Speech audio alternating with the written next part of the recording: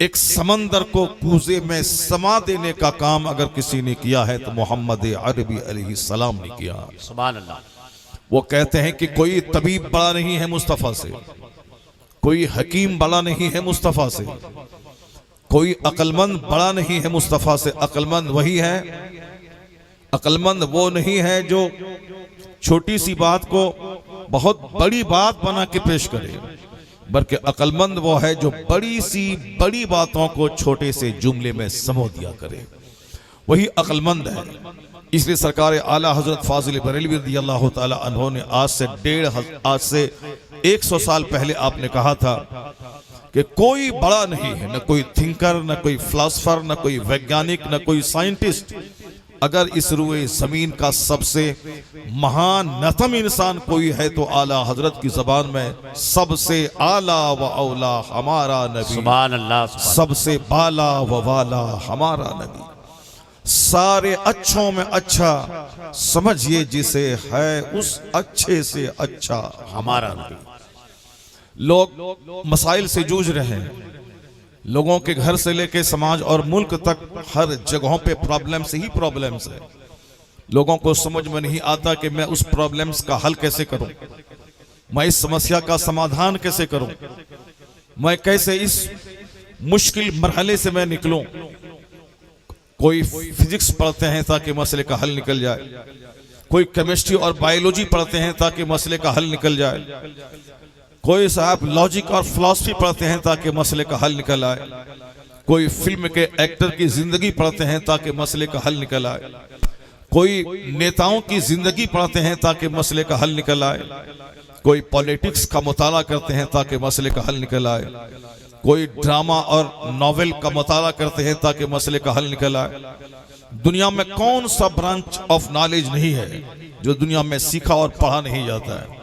Philosophy यहाँ है, logic यहाँ है, फिजिक्स केमिस्ट्री बायोलॉजी यहाँ है, एस्ट्रोलॉजी यहाँ है, एस्ट्रोनॉमी यहाँ है, रोजाना अखबार पढ़ना यहाँ है, फिल्में देखना यहाँ है, धारावाहिक देखना यहाँ है। सबका एक मतलब होता है कि मैं अपने मुश्किल का हल तलाश करूं, मेरी जिंदगी जो आज तलखियों में गुजर रही है उसमें नरमियां कैसे आए, समाज में जो कशीदगी है ये कशीदगी कम कैसे हो। सारे लोग मुताला करते हैं, कोई अखबार में, कोई नॉवेल में, कोई फिक्शन में, कोई ड्रामा में, कोई साहब खेल तफरीह में, कोई तमाशे में, लेकिन मसले का हल कहाँ है। यूरोप का एक बहुत बड़ा पढ़ा लिखा आदमी जो हजारों लोगों की बात कह दी उन्होंने, वो क्या कहते हैं कि he must be called the saviour of humanity if a man like him were to assume the dictatorship of the modern world he must succeed in solving its problems. जरा गौर से सुने, एक गैर मुस्लिम की कितनी गहरी नजर है।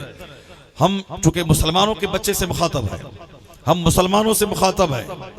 अगर कोई रास्ता चलते कोई गैर मुस्लिम खड़े हो जाए, मेरी गुफ्तगू सुने, वह भी गौर से सुन लें कि मैं एक हिंदुस्तानी हूं और हिंदुस्तान के लोगों से मैं मुखातब हूं।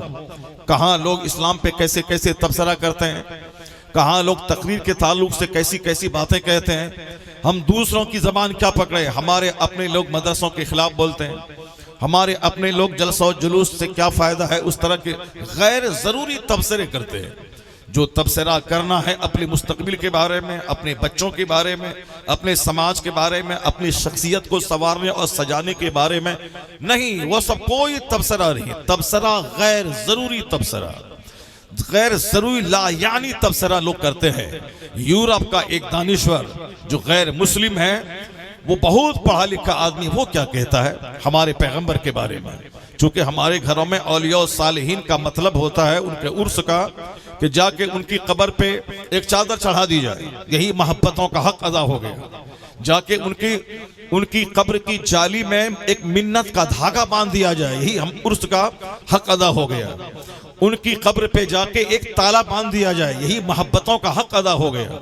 हमने अल्लाह के नेक बंदों की आराम गाहों के साथ वो सलूक करते हैं जो गैर जरूरी सलूक गैर मुस्लिम क्या करते हैं। रास्ता चलते मैं दरख्तों में देखता हूँ बेशुमार कपड़े बंधे हुए रहते हैं। क्यों साहब, ये मिन्नतों के कपड़े हैं, मेरी मिन्नत पूरी हो जाए तब जाके मैं ये धागा खोलूंगा।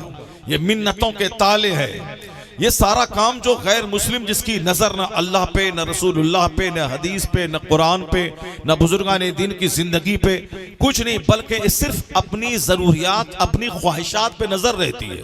मेरी जरूरत पूरी हो, मेरी ख्वाहिश पूरी हो, चाहे इल्लीगल वे से क्यों ना हो, चाहे वो गैर शरी तरीके पे क्यों ना हो, ये कुफार मुशरिकीन की नजर रहती है। मकसद मेरी ख्वाहिश पूरी हो, चाहे जिस तरह से हो, चाहे जंगल के सामने खड़ा होना पड़े, चाहे छुछंदर के सामने खड़ा होना पड़े, चाहे बंदर के सामने खड़ा होना पड़े, चाहे किसी दरख्त के सामने खड़ा होना पड़े, चाहे किसी पत्थर के सामने खड़ा होना पड़े, चाहे किसी नदी नाले के सामने खड़ा होना पड़े, चाहे सूरजो चांद के सामने खड़ा होना पड़े, चाहे किसी शराबी, पापी, गोंडा, मवाली, चाहे लंगटे बाबा के सामने खड़ा रहना पड़े, चाहे कोई चरस पीने वाला, अफीम पीने वाला, शराब पीने वाला, कोई झूठे बाबा के सामने जाना पड़े, मतलब सिर्फ दुनिया चाहिए, उसकी नजर सिर्फ दुनिया पे होती है।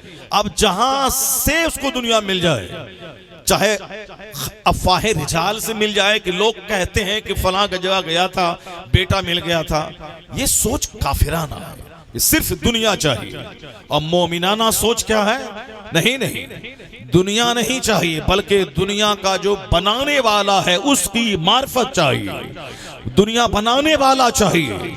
इसलिए हमें दुनिया चाहिए, मगर नदी नाले के पास नहीं चाहिए, हमें किसी झाड़ के पास नहीं चाहिए, हमें किसी दरख्त और किसी बंदर के सामने नहीं चाहिए। हमें दुनिया चाहिए, दुनिया बनाने वाले से चाहिए, और ईमान के साए में चाहिए, ना कि ईमान लूटा के चाहिए। हमें दुनिया चाहिए, हराम से नहीं, बल्कि हमें हलाल से दुनिया चाहिए। सुभान अल्लाह, सुभान अल्लाह। ये ख्याल मोमिनाना है, ये मोमिन की सोच है कि दुनिया मुझे चाहिए, मगर गैर जरूरी हरकतों से नहीं चाहिए। इसलिए आका अलैहिस्सलाम ने कभी कहा था, नहैतुकुम अन ज़ियारतिल क़ुबूर, मैंने तुमको कब्रों की जियारत से रोका था कि कब्रों की जियारत मत किया करो, लेकिन अब मैं तुमसे कहता हूं कि फज़ूरूहा, कब्रों की जियारत क्या करो।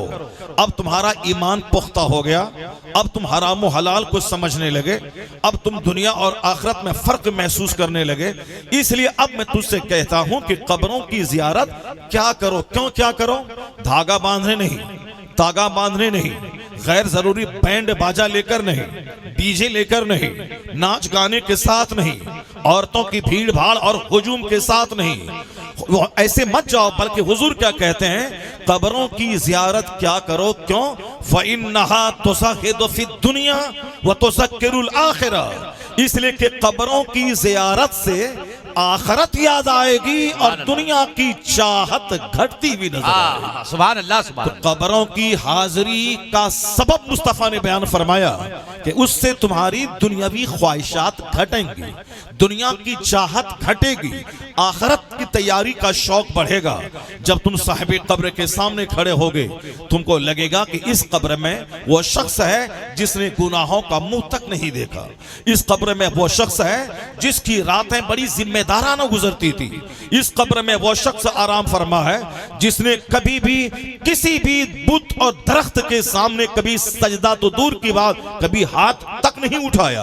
एक जिम्मेदार आदमी मुझे इनकी कब्र पे जाके इनकी जिंदगी के कामों की नकल करनी है, इनके नक्शे कदम की पैरवी करनी है।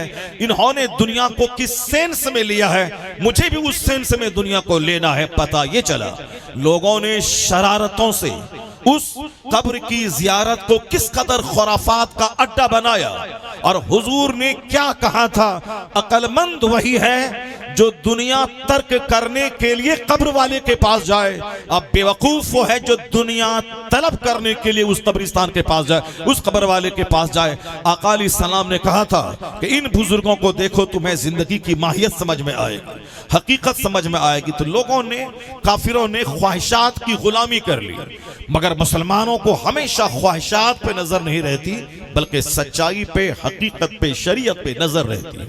अब जरा गौर से सुनिए, हमारे यहाँ चूंकि काफिरों के माहौल में रहते रहते हमारे बाल बच्चों की सोच भी उजड़ी हुई सोच हो गई है, उनका काम भी खैर जिम्मेदाराना होता जा रहा है। जो चीज उसे रोजाना कंपलसरीली पढ़ना चाहिए उसको पढ़ते नहीं है, जो चीज नहीं करना चाहिए उसको लेते हैं। ये मोबाइल बहुत अच्छी चीज है, इस दौरे जदीद का एक बड़ा तोहफा है अल्लाह की तरफ से, वरना पहले हम यहाँ से खत लिखते थे, एक हफ्ते के बाद वो खत हमारे बच्चे के पास बंबई पहुंचता था, फिर वहां से उस बंदे मेरे बेटे का खत का जवाब आता था। 15-20 दिन के बाद मुझे अपने बच्चे की खैरियत मालूम होती थी। लेकिन अल्लाह ने कितना जबरदस्त तोहफा हमें अता फरमाया। अब 20 दिन का वेट नहीं करना है, बल्कि 20 सेकंड में अपने बच्चों की खैरियत दरियाफ्त कर लेनी है। मेरा बच्चा अमेरिका रहता है, मैंने यहां से फौरन फोन डायल किया, फौरी कई सेकंड के अंदर वहां से जवाब मिला कि अब्बू मैं खैरियत से हूं, हमारे बारे में फिक्र करने की जरूरत नहीं है, अल्हम्दुलिल्लाह मैं सेहतमंद हूं। अब बाप माँ का सीना ठंडा हो गया, उनका बेटा अच्छा है।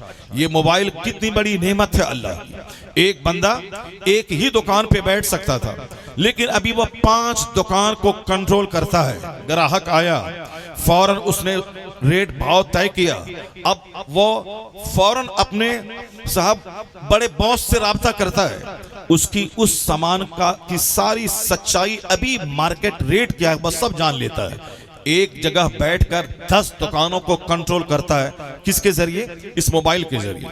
ये मोबाइल कितनी बड़ी नेमत है। पहले आदमी 5000 रुपए की एक किताब खरीदता, तब IAS की तैयारी करने के लिए उस किताब की स्टडी करता था, या फिर वो अपने घर से निकल के बड़े शहरों में जाके लाइब्रेरी में टाइम देता था, फिर वहां किताब की स्टडी करता था। लेकिन किस कदर ये मोबाइल एक नेमत है कि मैंने फौरन मोबाइल में एक बड़ी किताब को डाउनलोड किया, गूगल से सर्च किया, जिस किताब की कीमत 5000 रुपए है, उसको मैंने 5 सेकंड के अंदर में उस किताब को मोबाइल की स्क्रीन पे खोल के मैंने स्टडी शुरू कर दी। कितनी अच्छी चीज है, लेकिन हमने किस कदर इसका गलत इस्तेमाल किया है कि आज 90% लोग मोबाइल का इस्तेमाल करके तबाह बर्बाद हो रहे हैं। हमारे वो बच्चे जो DM बनने वाले थे, वो चपरासी भी बनने के काबिल नहीं रहे। उनकी सोच गई, उनकी बीनाई गई, उनकी हिकमत गई, उनकी सेहत गई। जिसे सेहतमंद बनना था, समाज को क्राइम से बचाना था, समाज पे होने वाले हमले का जवाब देना था, वो अंदर से खोखला बन गया। अंदर से अगर न मुझे कहने दिया जाए, मैं कहूं अंदर से हिजड़ा बन गया, अंदर से नामर्द बन गया। इसी मोबाइल ने एक बंदे को DM बना दिया। इसी मोबाइल की गलत इस्तेमाल की वजह से मेरे बंदे मेरे नौजवान हिजड़ा नामर्द बन गए। एक सेहतमंद जिंदगी में आग लगा दी। वो साहब सड़क छाप बन के रह गए। जिसे बनना था प्रोफेसर, जिसे बनना था फिलोसोफर, वो किसी लायक नहीं रहे। वह समाज का जोकर बन के रह गए, वह दिल फेंक आशिक बन के रह गए, वो साहब शराबी पापी बन के रह गए। गैर जरूरी मोहब्बत करके अपनी जिंदगी के सुकून में आग लगा दिया। मेरी वो बच्चियां जिसे मुजाहिद की मां बननी थी, जिसे बहुत बड़े अख्ताब व अब्दाल से पैदा करना था, बहुत बड़े उलमा और बहुत बड़े हुक्मा को जन्म देना था, वह समाज की एक सड़ी हुई शख्सियत बन के रह गई।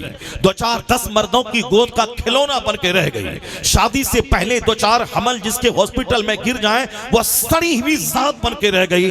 उसमें सबसे बड़ा रोल इसी मोबाइल का है कि जिस मोबाइल ने हमारे बच्चों को नहीं, दुनिया के करोड़ों बच्चों को तबाह बर्बाद कर डाला। इसलिए पैगंबर आज़म ने 1400 साल पहले कहा था कि मिन हुस्न इस्लामिल मर्इ तर्कुहु मा ला यानी। एक मोमिन के ईमान का हुस्न यह है कि गैर जरूरी चीजों को छोड़ दे।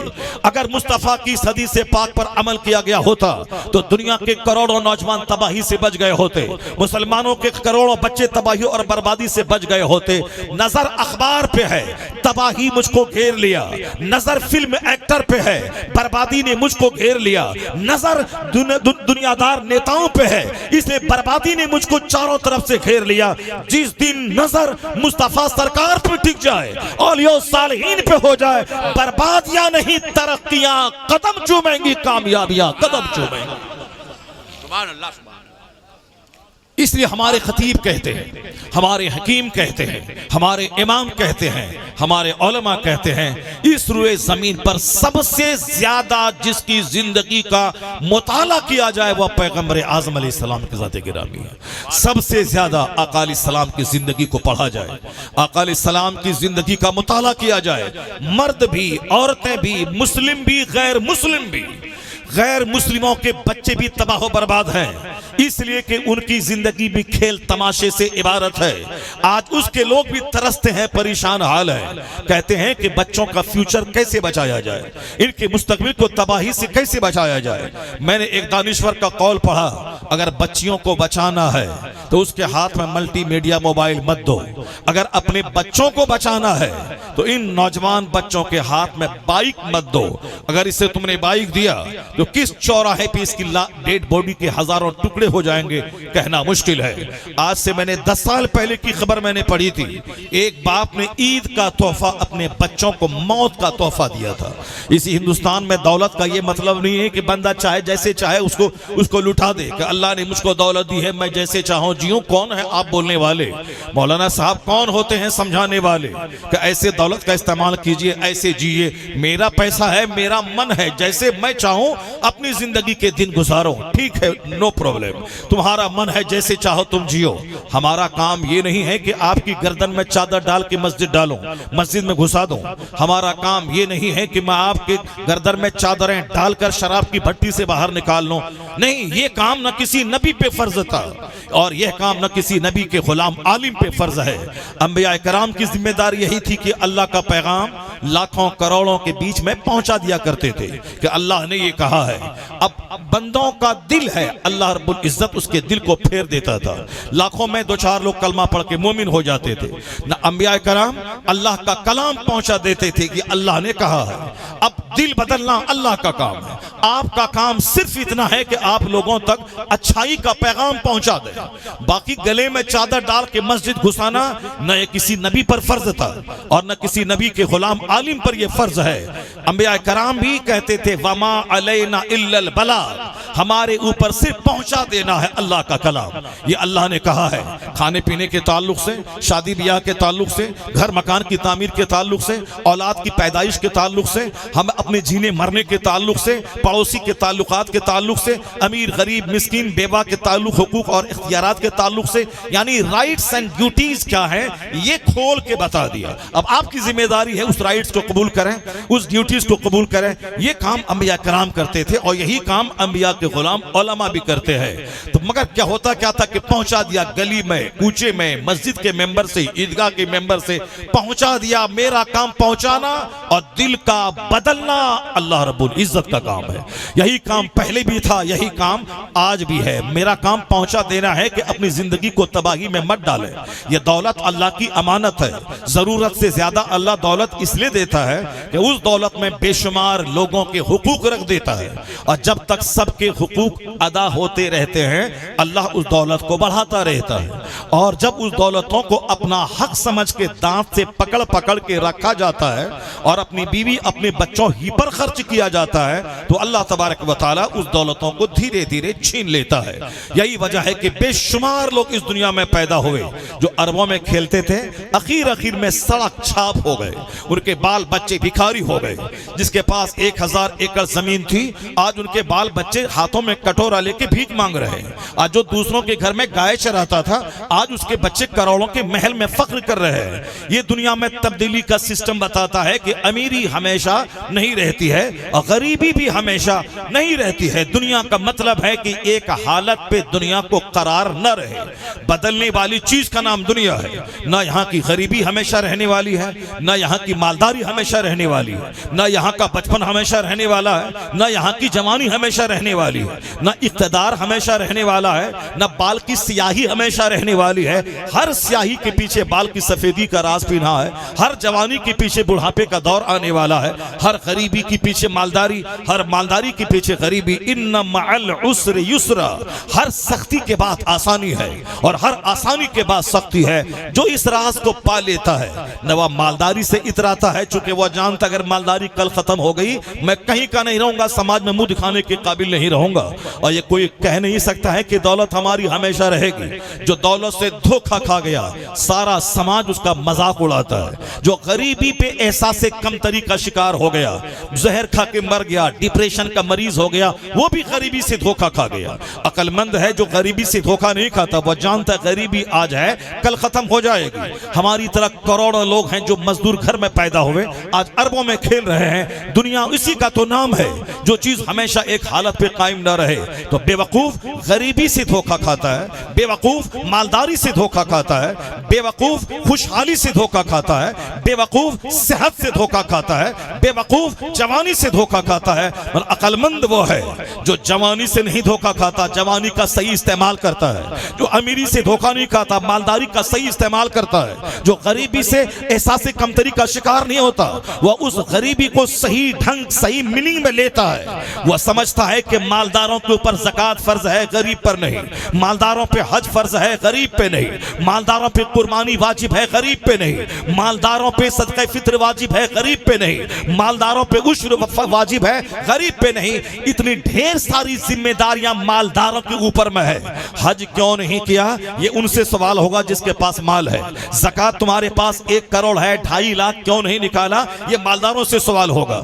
100 करोड़ है, 2.5 करोड़ तुमने माल क्यों नहीं निकाला, ये मालदारों से हिसाब है, गरीबों से हिसाब नहीं है।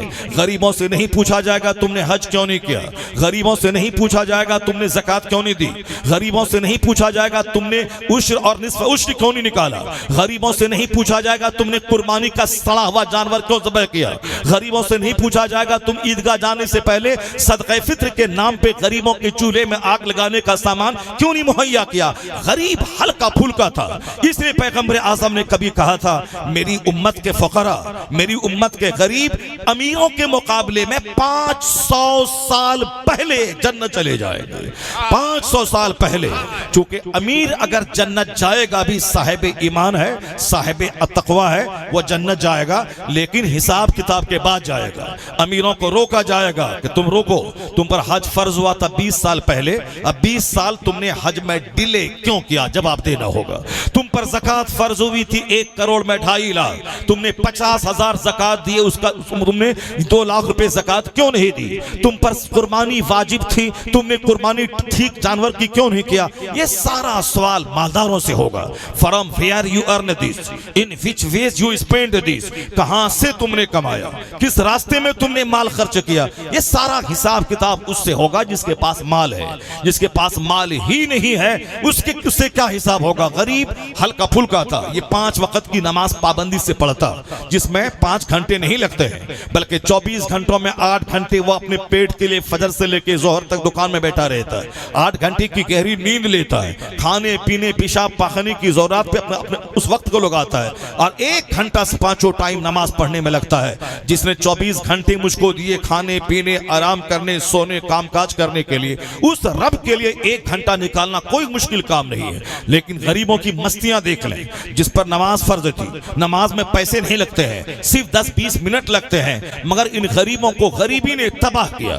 नमाज इसके लिए बोझ बन गई, रोजा इसके लिए बोझ बन गया, जबकि इस पर हज फर्ज नहीं था जिसमें 5 लाख लगते हैं। इन पर ज़कात फर्ज नहीं थी कि पाई पाई का हिसाब जोड़ के ज़कात निकाले, 1000 है तो कितना, 1 लाख है तो कितना, 1 करोड़ है तो कितना, ये सारा हिसाब मालदारों पे है। मालदार इस माना कर खुश नसीब है, कुर्बानी करे सवाब पाए, सदक़े फित्र निकाले सवाब पाए, उश्र निकाले अज्र पाए, ज़कात निकाले माल भी बढ़े और जन्नत भी मिले, हज करे दुनिया में गरीबी भी मिटे और माल भी बढ़े और जन्नत भी उसको मिले, मदरसे में करोड़ों दे दे, मस्जिद में करोड़ों दे दे। यानी मालदारी अल्लाह ने दी थी, वो उस मालदारी का सही यूज करता तो फिर क्या होता कि ये मालदारी उसके जन्नत जाने का जरिया बन जाती। इसी मालदारी की वजह से वह जन्नत खरीद लेता।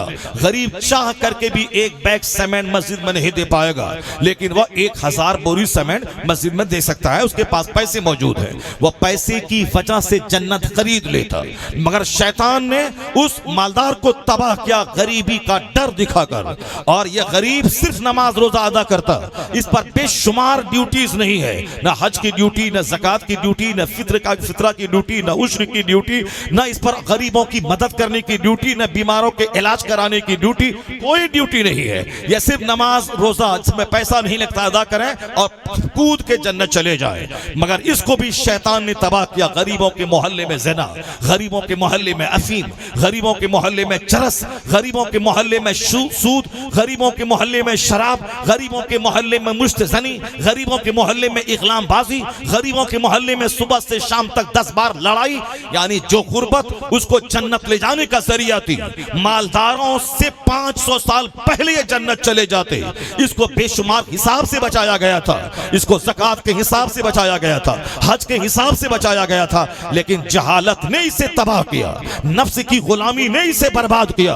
जो जन्नत जाने का जरिया था, न दुनिया ही में चैन मिला, गरीबी में ना अच्छा से खाया, ना अच्छा पहना, ना अच्छा घर बनाया, यहाँ भी एक एक दाने को तरसता रहा। मरने के बाद खतरनाक आग में झुलसने के लिए तैयार जाता रहा। मालदार लोग जिसे दुनिया में जन्नत खरीदने के लिए पैसा दिया था, मस्जिदा, मदरसा, खानका, गरीब, मिस्कीन, बेवा, मजदूर की खिदमत करके जन्नत खरीद लेता। मगर इसे भी नफ्स की गुलामी ने तबाह बर्बाद किया। हज में सुस्ती, ज़कात में सुस्ती, गरीबों की खिदमत में सुस्ती, उश्र में सुस्ती, और फिर मालदारी का इस्तेमाल ऐश करने की वजह से घर में 1-1 लाख रुपए की LED टीवी, 10 कमरे हैं, 10 टेलीविजन, ताकि यहाँ से उठ के वहां नहीं जाना पड़े। रात भर तमाशे, दिन भर तमाशे, कॉमेडी, यहाँ कहा, यहाँ मौज मस्ती। यहाँ एक बाप है जो उधर मोबाइल लेकर अजनबी औरतों से चैटिंग कर रहा है, एक माँ है जो दूसरे अजनबी मर्दों के साथ मोबाइल पे चैटिंग कर रही है, जवान भाई वो अलग गर्लफ्रेंड से चैटिंग कर रहा है, जवान बहन वो अलग बॉयफ्रेंड से चैटिंग कर रही है। यानी वो घर 50 करोड़ का बनाया है कि तवाइफ का अड्डा बना दिया है, जहां सारे लोग अपने अलग अलग अजनबियों से चैटिंग कर रहे हैं। वो साहब जिना के कीड़ों से आंखों को मसमूम कर रहे हैं। अपने घर को उन्होंने जिनाकारी की दहलीज पे लाके खड़ा कर दिया। जो दौलत जन्नत जाने का जरिया थी, नफ्स की गुलामी ने उसी दौलत को उसे जहन्नम जाने का जरिया बना दिया। तो फी नफ्स ही गरीबी बुरी चीज नहीं है और मालदारी बुरी चीज नहीं है। मालदारी में भी जन्नत जाने का एक जबरदस्त मौका, अपॉर्चुनिटी है, और गरीबी में भी जन्नत जाने का अपॉर्चुनिटी है। शर्त है नफ्स की बात ना माने, दुनिया की बात ना माने, मुस्तफा की बात माने।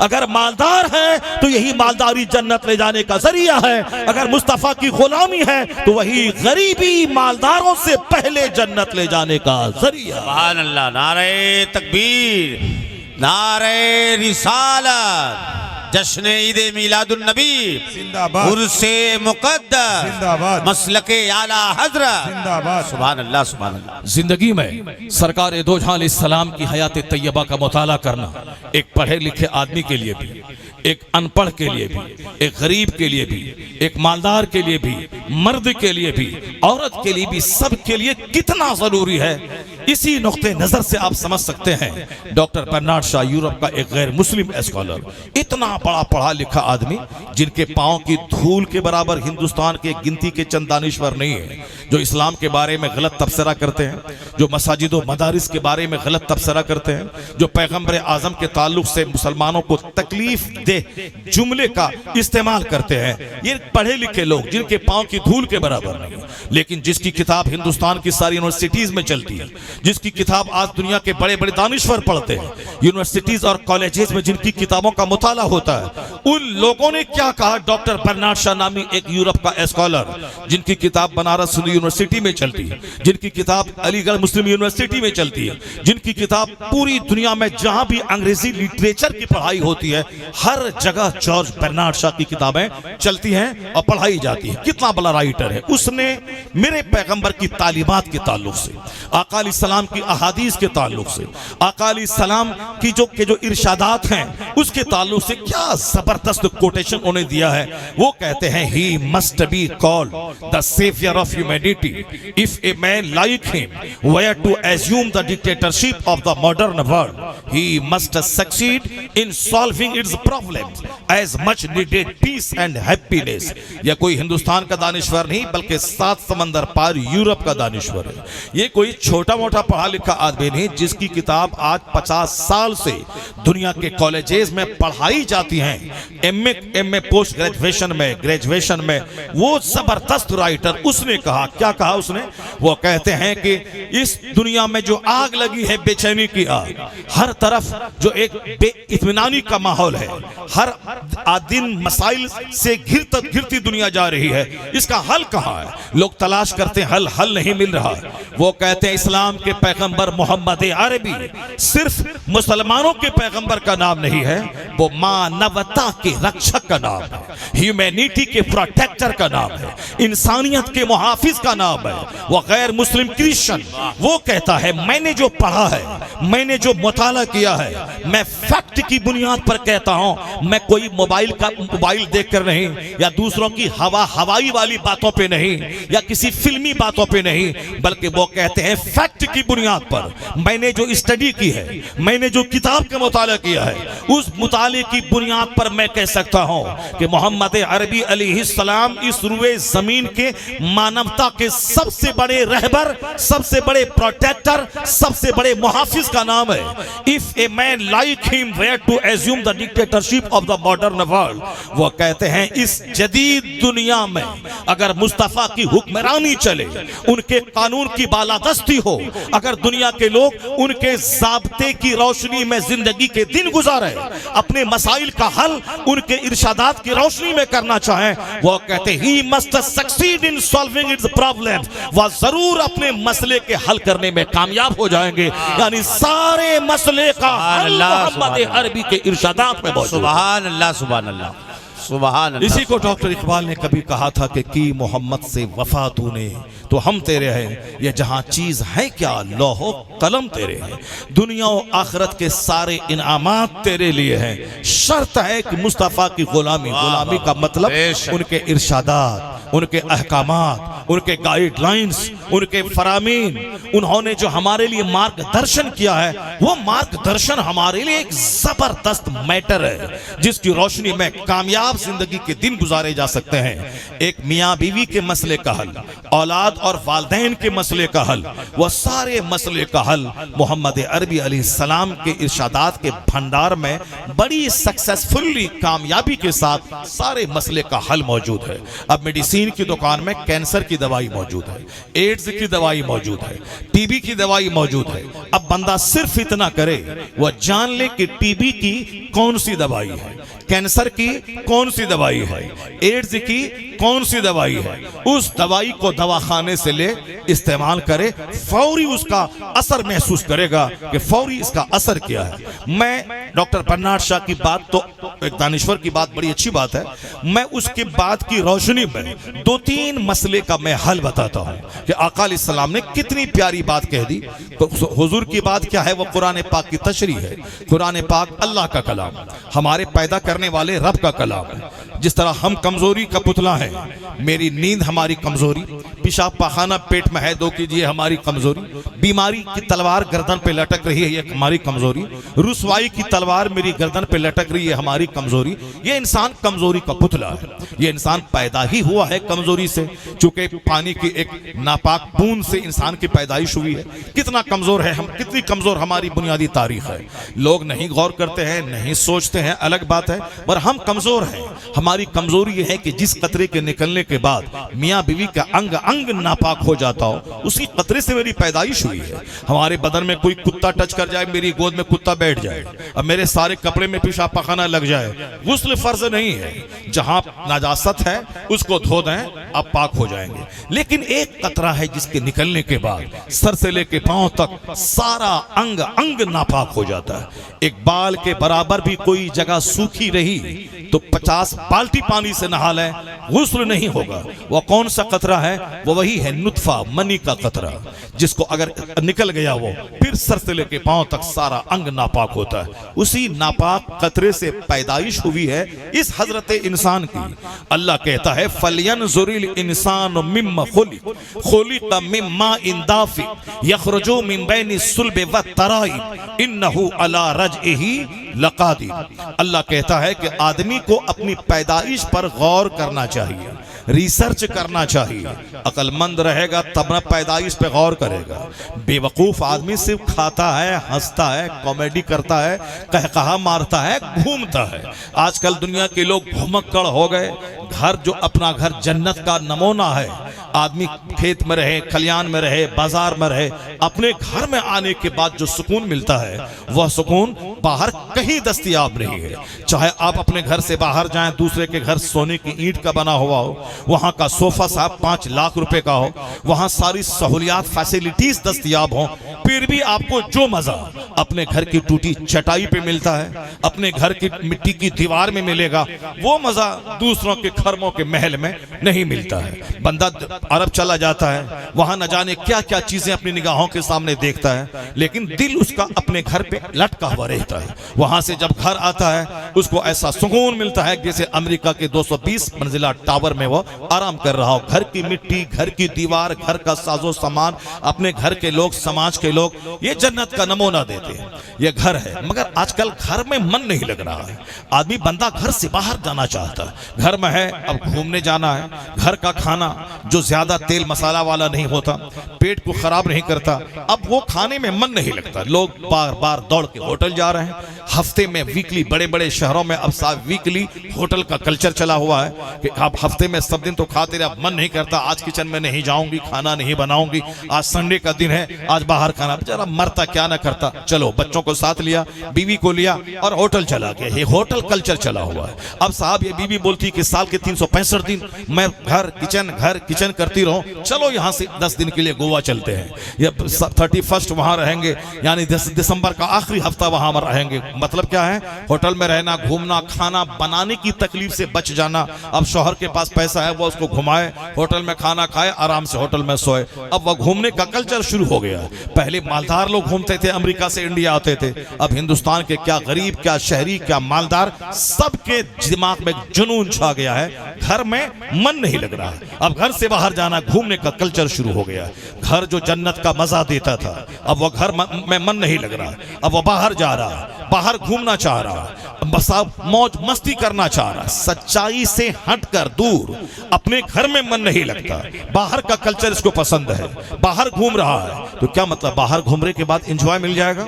बाहर घूमने के बाद वो बंदा की जिंदगी में मस्ती आ जाती नहीं। जब तक वो 10 दिन घूमता रहा उसी तक उसका मन लगता है। लेकिन जब वो घर आ जाता है, फिर वही लड़ाई है, फिर वही झगड़े हैं, फिर वही दिन रात की तकरार है, दिन रात के झगड़े हैं। तो 10 दिन घूम करके घर वापस आ गया, तो फिर क्या हुआ? उस घूमने का मतलब पैसा खर्च हुआ, टाइम गया।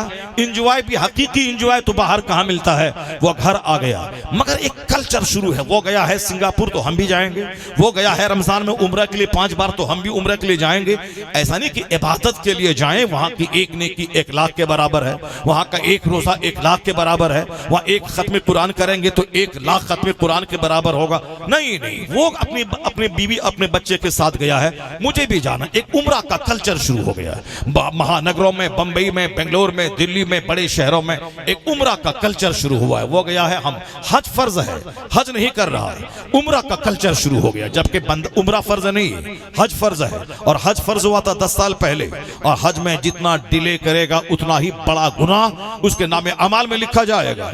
उम्रा किया कि नहीं किया इस सवाल नहीं होगा, क्योंकि हज के साथ उम्रा होता ही है। लेकिन ये अलग से उम्रा का कल्चर, ये सिर्फ किताब देख करके नहीं, मुंह देख के शुरू हुआ है कि वो जा रहा है तो हम भी जाएंगे, वो गया है तो हम भी जाएंगे, मेरा रिश्तेदार गया है तो हम भी जाएंगे, मेरा फूफा गया है तो हम भी जाएंगे, मेरे समाज का मालदार गया है तो हम भी जाएंगे। बच्चा बोलता है कि अब वो गया है तो हम भी जाएंगे। और उम्रा के लिए बंदा उठा चला गया। जैसे नमाज फर्ज है, बंदा घर से निकला मस्जिद चला गया। जैसे ज़कात फर्ज है, अपने माल का हिसाब लगाया, ज़कात कितनी निकली और गरीब को दे दिया। लेकिन यहाँ चूंकि उम्रा के लिए जाने से पहले एक बाकायदा फंक्शन ऑर्गेनाइज होता है, और वो फंक्शन होता है, ये अमीर गरीबों को, रिश्तेदारों को दावत दी जाती है। अब वहां साहब वीडियो शूटिंग हो रही है, अब घरों को सजाया जा रहा है, उम्रा और हज मुबारक के बोर्ड लगाए जा रहे हैं, और 10-20 गाड़ी के साथ उसको साहब सी ऑफ करने के लिए जा रहा है, उसको इस्तेकबाल करने के लिए जा रहा है। ये सो जो देखने में जो अच्छा लगता है, अब यहाँ शौक जगह कि हमको भी जाना है, हमको भी ऐसा करना है। 50-100 लोग उनसे मिलने आ गए, वो गुलाब का माला डाला जा रहा है, उसको साहब तोहफे दिए जा रहे हैं। वो फर्ज अदा करने की नीयत नहीं है। अल्लाह रब्बुल इज्जत ने नमाज फर्ज किया है, नमाज अदा कर नहीं रहा। हज फर्ज नहीं है, है, उम्रा फर्ज नहीं है, गरीब है, उसके पास माल नहीं है, मगर चाहत है उम्रा करने की।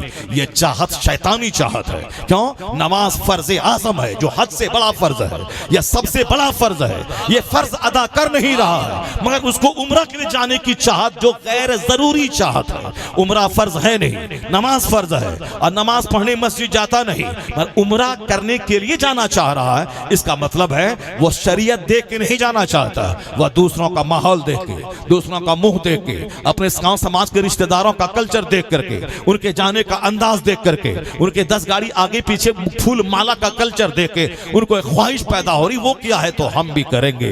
और दूसरों का मुंह देख रहा है। नमाज जरूरी है, 5 वक्त फर्ज है, और 10 साल के बाद से मार के बच्चों को नमाज पढ़ाने का आदेश है। गरीब, अमीर, फकीर, मिस्किन, देहाती, शहरी, मर्द, औरत, सब पर फर्ज है। जो फर्ज आजम है, हज से बड़ा, हज जिंदगी में एक बार, ज़कात साल में एक बार, रोजा साल में 1 महीना, मगर ये नमाज पंजगाना 24 घंटे में 5 बार रोजाना फर्ज है, मरते दम तक फर्ज है। अमीर पर भी, गरीब पर भी, सेहतमंद पर भी, बीमार पर भी, यहां तक कि बिस्तर पे जो लेटा है, खड़ा ना हो सकता हो, उस पर नमाज फर्ज है, न उससे छुटकारा नहीं है। एक वक्त की नमाज छोड़ना हराम और गुनाह कबीरा है, बड़ा गुनाह। जैसे शराब पीना हराम, जिना करना हराम, सूद खाना हराम, झूठ बोलना हराम, गीबत करना हराम, नमाज पंजगाना छोड़ना एक बड़ा हराम है। यानी जिसके बदले में यूं कह लिया जाए कि अगर कोई 10 साल शराब पिए, सच्ची तौबा करे तो अल्लाह माफ कर देगा, लेकिन किसी पर नमाज फर्ज हुई 15 साल में, वह नमाज शुरू करे 25 साल में, या 10 साल की नमाज उसके जिम्मे कज़ा है। वह 50 उम्रा कर ले, 10 बार हज कर ले, या 10 साल की नमाज बतौर कज़ा उसको अदा करना पड़ेगा। इससे उसकी नमाज उसके जिम्मे से साकित नहीं होगी। जब भी उसके दिल में चोट लगेगी कि मुझको इबादत करना चाहिए, तो उसको इबादत करते हुए जितने साल की नमाज कज़ा हुई है उसको तो अदा करना पड़ेगा, इसके जिम्मे से साकित नहीं होगी। अब आप समझ सकते हैं इस नजरिए से नमाज कितना बड़ा फर्ज है, नमाज छोड़ना कितना बड़ा गुनाह है। 10 साल शराब पीऊं, तौबा करूं तो माफ कर देगा, लेकिन 10 साल नमाज छोड़ूं तो तौबा करने से माफ नहीं होगा गुनाह, बल्कि यह नमाज जिम्मे रहेगी, इसको पढ़ना पड़ेगा। जो इतना बड़ा फर्ज है उसके ताल्लुक से कोई शौक नहीं है, कोई अरमान नहीं है, और उसके लिए कोई मस्जिद जाना आना नहीं है। और जो उम्रा फर्ज नहीं है उसके लिए चाहत है, उसके लिए पैसा कर्जा लेना है, उसके लिए पासपोर्ट बनवाना है। इसका मतलब है शरीयत के तकाजे को फुलफिल नहीं कर रहा है, नफ्स के तकाजे को फुलफिल कर रहा है, वह सोसाइटी के तकाजे को फुलफिल कर रहा है। ये सारा उल्टा पुल्टा काम आज शुरू हुआ है। मतलब है घूमना, नाम है उम्रा का, उम्रा के बहाने घूमना है। मक्का की इलेक्ट्रिसिटी, मक्का की बिजली, वहां की सड़कें, वहां की एयर कंडीशन बसें, एयर कंडीशन होटल, वहां की आइसक्रीम, वहां का जबरदस्त 3 टाइम बफे सिस्टम का खाना, वह सब 15 दिन उम्रे में, हज के मौसम में 40 दिन लगे ताकि घर के काम से छुट्टी मिल गई, चलो रमजान का उम्रा मक्के में मनाया जाए, सारा रमजान वहां मना। सब पैसों का कमाल है। और फिर औरतों का कमाल है, औरतों ने प्रेशर बनाया कि मदीना जा रहा है, नाम मदीने का है, और काम रमजान की मसरूफियत और भीड़ भाड़ से बचने का है कि रमजान में इफ्तार बनाओ, उसके लिए समोसा बनाना है, उसके लिए बहुत सारा आइटम बनाना है, पकोड़ा बनाना है। अब मालदार है, चलिए रमजान मदीने में गुजारेंगे। अब एक शौहर बेचारा क्या करेगा, मदीना का नाम सुनने के बाद तो ऐसे ही हर आदमी साहब इश्क और मोहब्बत की वादी में सैर करने लगता है। मदीने का नाम बीवी ने लिया है, तो बीवी ने नाम मदीने का लिया है, मदीने की मोहब्बत में नहीं लिया है। वह रमजान में काम की छुट्टी पाने के लिए वह मदीने का नाम लिया है। इसीलिए अब अरब साहब बंबई में, दिल्ली में, कलकत्ता में, चेन्नई में, मालदारों में एक माहौल पैदा हो गया है। माहौल पैदा घूमने का कल्चर, गैर मुस्लिमों के यहाँ सिंगापुर जाने का कल्चर, थाईलैंड की राजधानी बैंकॉक जाने का कल्चर, गैर मुस्लिमों के यहाँ अमेरिका जाने का कल्चर। मुसलमानों में भी जो बड़े बड़े मालदार लोग हैं वो मक्का मदीना चले गए कभी कभार, बाकी जाना है इस बार छुट्टी गुजारनी है कहाँ पे, इस बार जाना है मलेशिया, इस बार अगले बार इंडोनेशिया, अगले बार थाईलैंड, अगले बार जर्मनी, अगले बार न्यूयॉर्क, उसके आगे फ्रांस की राजधानी पेरिस। यानी घूमने का कल्चर है। घर में जो सुकून मिलना था उस घर में आग लगा दिया उसने। होटल का कल्चर, घूमने का कल्चर शुरू है। तो क्या मतलब, घूमने के बाद घर आ गए, उसके बाद जिंदगी में बाहर आ गई, मजा मिल गया, फिर उसके बाद खबरें मिलती हैं कि अरबपति के घर से तलाक हो गई, वहां से जहर खाने के वाकयात हो गए। अभी एक वाकया, एक साहब बेंगलोर का इंजीनियर का वाकया, पूरे हिंदुस्तान में सारे व्हाट्सएप, यूट्यूब यूट्यूब पे छाया हुआ है। एक इंजीनियर अपनी बीवी से तंग आकर साहब 1 घंटे का वो वीडियो बनाता है, साहब वो कोर्ट कचहरी को बेनकाब करता है। किस कदर एक दुनियादार जज उसे खुदकुशी करने और बीवी का नाज उठाने पे उसको दबाव बना रहा है। किस तरह एक लड़की की माँ, उसके घर वाले उसे खुदकुशी के लिए दबाव बना रहे हैं। अब वो भी कैसा मर्द है जो एक बीवी की वजह से वो साहब अपने माँ बाप के अरमानों पे पानी फेरते हुए अपनी जिंदगी का खात्मा कर लेता है। उसके लिए अल्लाह की भरी दुनिया है।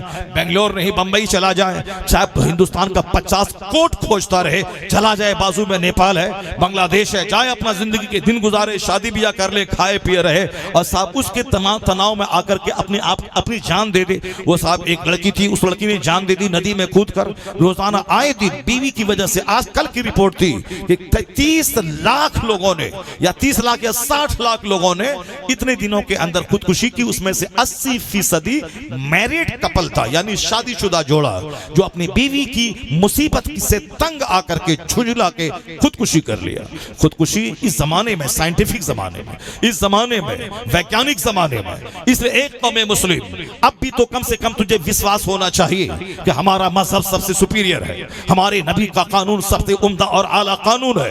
बुजुर्गान दीन ने जिस कानून पे अमल किया, जो कब्रों में आराम कर रहे हैं, जहां जिनके मजार पे गुंबद लगा हुआ है, ये वह लोग हैं जिनकी जिंदगी का एक एक पल मुस्तफा की अहादीस के पर अमल होता था, जिनकी जिंदगी का एक एक पल शरीयत के हिसाब से गुजरता था। ये वह लोग थे। हमने दूसरों का मुंह देखा और हमने मजार का इस्तेमाल सिर्फ धागा और तागा के लिए काफिरों का देखा देखी किया। बाकी जिंदगी में बुराइयों को मिटाना, अच्छाइयों को दाखिल करना, उनकी जिंदगी से नूर हासिल करना, ये काम कौन करेगा? जब यह काम कौन करेगा तो फिर काफिरों जैसी हालतें मुसलमानों की भी हो जाएंगी कि इनके घर में दौलतें रहेंगी करोड़ों की, मगर जानवरों की तरह जिंदगी गुजारेंगे। इनके घर में भी तकरार, इनके घर में भी तलाक, इनके घर में भी बेशुमार लड़ाइयां, इनके घर में सुकून नाम की कोई चीज नहीं रहेगी। क्योंकि सुकून सिर्फ मुसलमान का टाइटल लगाने से नहीं मिलेगा, बल्कि सुकून वहां मिलेगा जहां जिंदगी हदीस कुरान के मुताबिक गुजारी जा रही हो। जिस मुस्तफा का कलमा पढ़ा है, उस मुस्तफा के इरशादात के साए में जिंदगी गुजारी जा रही हो, वहां तब सुकून अल्लाह ने रखा है, वहां सुकून है। न कि सिर्फ मुसलमान का टाइटल लगा लिया, बाकी शादी ब्याह काफिरों जैसी, घर मकान की तामीर काफिरों जैसी, बच्चों का बर्थडे पार्टी काफिरों जैसी, शादी ब्याह अकीका खतना वलीमा सब काफिरों जैसा, रहने का अंदाज, जीने का अंदाज, बाल बच्चों का जींस टी शर्ट पहनाना सब काफिरों जैसा, सोच समझ रात दिन काफिरों जैसी। यानी सिर्फ दुनिया की हवस, दुनिया की भूख, आखिरत के बारे में कभी ना सोचना कि हमको अल्लाह ने पैदा किया है, अल्लाह को हिसाब देना है, उस रब करीम की मर्जी के मुताबिक मैं जिंदगी गुजारूं। अपने बाल बच्चों के दिमाग में मैं बता दूं कि हमें मरना है, क़यामत के दिन हिसाब किताब देना हर स्याह सफेद का। जब बच्चे नहीं जानेंगे हिसाब किताब आखिरत क्या है, वो बच्चे सिर्फ मौज मस्ती और लग्जरियस लाइफ गुजारेंगे। वो तो बच्चे जहां लग्जरियस लाइफ काफिरों के साथ मिले उसके साथ भाग जाएंगे। अगर लड़की को पता चल जाए कि अब मौज मस्ती करनी है किसी गैर मुस्लिम लड़के के साथ, वहां वो भाग जाएंगे। ये 100% कसूर उस माँ बाप का है जो अपने बच्चों को जन्नत की बात नहीं बताई, आखिरत की बात नहीं बताई, मुस्तफा की हदीस नहीं बताई। तो फिर वो बच्चे जानेंगे कैसे कि हम पैदा क्यों हुए हैं, हमें मरना है, हिसाब किताब देना है। दुनिया का 100 साल किसी तरह से गुजार लेनी है जहां खरबों साल की जिंदगी आखिरत की है। असल आराम वहां का, असल लज़्ज़तें वहां की बाप ने कभी बताया नहीं। तो हमने कभी आलिमों के पास आके तकरीर सुनी नहीं। तो हम तो यही सुने हैं कि फला गया बंबई, वहां कमाया और साहब 10 बिल्डिंग खरीद लिया, फला गया अमेरिका, वहां फ्लैट खरीद लिया, फला गया लखनऊ, वहां उन्होंने 50 करोड़ का विला बना लिया। तो अब हमारे बच्चों के सामने वही है, लग्जरियस लाइफ का नक्शा है। जो मकान बना ले वही कामयाब है, जो गाड़ी खरीद ले वही कामयाब है, जो बंबई में 5 फैक्ट्री डाल ले वही कामयाब है, जो साहब खूबसूरत लड़की से शादी कर ले वही कामयाब है, जो काम करने वाले लड़के से शादी कर ले वही कामयाब है। तो अब उसके सामने दीन ईमान आखिरत की बात हुई नहीं। तो अब वह कामयाब वो है जिसके पास माल हो, जो खूबसूरत हो। अब खूबसूरत कोई एक रमेश उसको मिल गया, अब वह रमेश के पास माल भी है, उसके पास खुद खूबसूरती भी है। अब अब्दुल्ला की बेटी उसके साथ भाग गई। क्यों? बाप ने तो बताया था जिंदगी वही है जिसमें रंग हो, जिसमें बहार हो, जिसमें माल हो, जिसमें इंजीनियरिंग हो, जिसमें मेडिकल साइंस हो, जिसमें जॉब हो, जिसमें मकान हो, जिसमें गाड़ियां हो। मुसलमान से शादी करे, उसके पास ना जॉब है ना उसके पास माल है, इसके पास माल भी है, इसके पास जॉब भी है, ये स्मार्ट भी है, खूबसूरती भी है। तो खूबसूरती की बातें हमने घर में की, मेरी बच्ची ने खूबसूरत चेहरा देखा, दीन ईमान लूटा करके उसी के साथ भाग गई। हमने मकान और पैसे की बात की, मकान पैसा जॉब उनको दे, उनको उनके पास थी, फिर उनको उनका चेहरा देखा, उसके साथ भाग गई। अब क्यों डफली बजाते हो कि मुसलमानों की लाखों बेटियां गैर मुस्लिमों के साथ भाग गई? ना कोई मौलाना बचा पाएगा, ना कोई मौलवी बचाएगा, ना कोई तहरीक बचाएगी, ना कोई नेता बचाएगा। एक तरीका है कि अपने बाल बच्चों की घुट्टी में इस्लाम पिला दे, आखिरत की बात बता दे, जन्नत की बात रोजाना कर। ये बता कि 70 साल की जिंदगी 5 मिनट की कहानी है। असल आराम आखिरत का, असल जिंदगी आखिरत की, जहां का एक दिन 50,000 साल का होगा। वो माँ बाप कामयाब है जो अपने बच्चों को जन्नत की बात बताने में कामयाब हो गया, आखिरत का नक्शा उसके दिमाग में डाल दिया। अगर आपने डाल दिया तो कोई वहां लग्जरियस लाइफ गुजारने का सपना नहीं रहेगा। वह जानेगी अगर ईमान लूट गया, मैं जवान शादी कर लूं उसके साथ में जाके, जवानी कितने दिनों की रहेगी? 10 साल 20 साल या 20 साल 20 सेकंड है दुनिया की। 70-80 साल के बाद मर के वजूद जाना है, रब के पास हिसाब किताब देना है। या ना जवानी रहेगी, ना वो हमको वो बचाएगा, ना बुढ़ापे में तो सारा ऐश जवानी का किरकिरा हो जाएगा। असल आराम आखिरत का, असल राहत आखिरत की। तो अगर हमने ये बताया होता, तो अगर मेरी बेटी को कोई काफिर 1 करोड़ रुपया देकर या फिर वो 1 करोड़ का गहना देकर ईमान लूटना चाहता, तो मेरी बच्चियां कहती मैं तेरे माल पे थूक दूंगी, मगर हम अपने ईमान का सौदा नहीं करेंगे। क्योंकि जवानी कब तक रहेगी, जिंदगी कब तक रहेगी? मैं डॉक्टर बन जाऊं, इंजीनियर बन जाऊं, 50 करोड़ का बंगला बना लूं, कितने दिन तक मैं ऐश करूंगी? ये दुनिया का 70-80 साल 1 सेकंड की तरह है। तो जिसके घर में आखिरत की कहानी है, जन्नत की कहानी है, बुजुर्गाने दीन की कहानी है, उसकी बेटी कुंवारी रह जाएगी मगर किसी काफिर के साथ नहीं भागेगी। इसलिए आज अगर ईमान लूट रहा है, बेटियां लूट रही हैं, हमारे जोकर बच्चे काफिर बन रहे हैं, यह 110% माँ बाप का कसूर है। जो जिस तरह का कल्चर देगा उसी को बच्चा अपनाएगा। आखिरत का कल्चर दे दें, मुस्तफा का कल्चर दे दें, दीन भी बचेगा, ईमान भी बचेगा, जन्नत भी बचेगी, उक़बा भी बचेगा। सुभान अल्लाह, नारे तकबीर, नारे रिसालत, उर्से मुक़द्दस, मसलके आला हज़रत हज़रत अल्लामा डॉक्टर मुफ्ती शहरयार साहब क़िबला।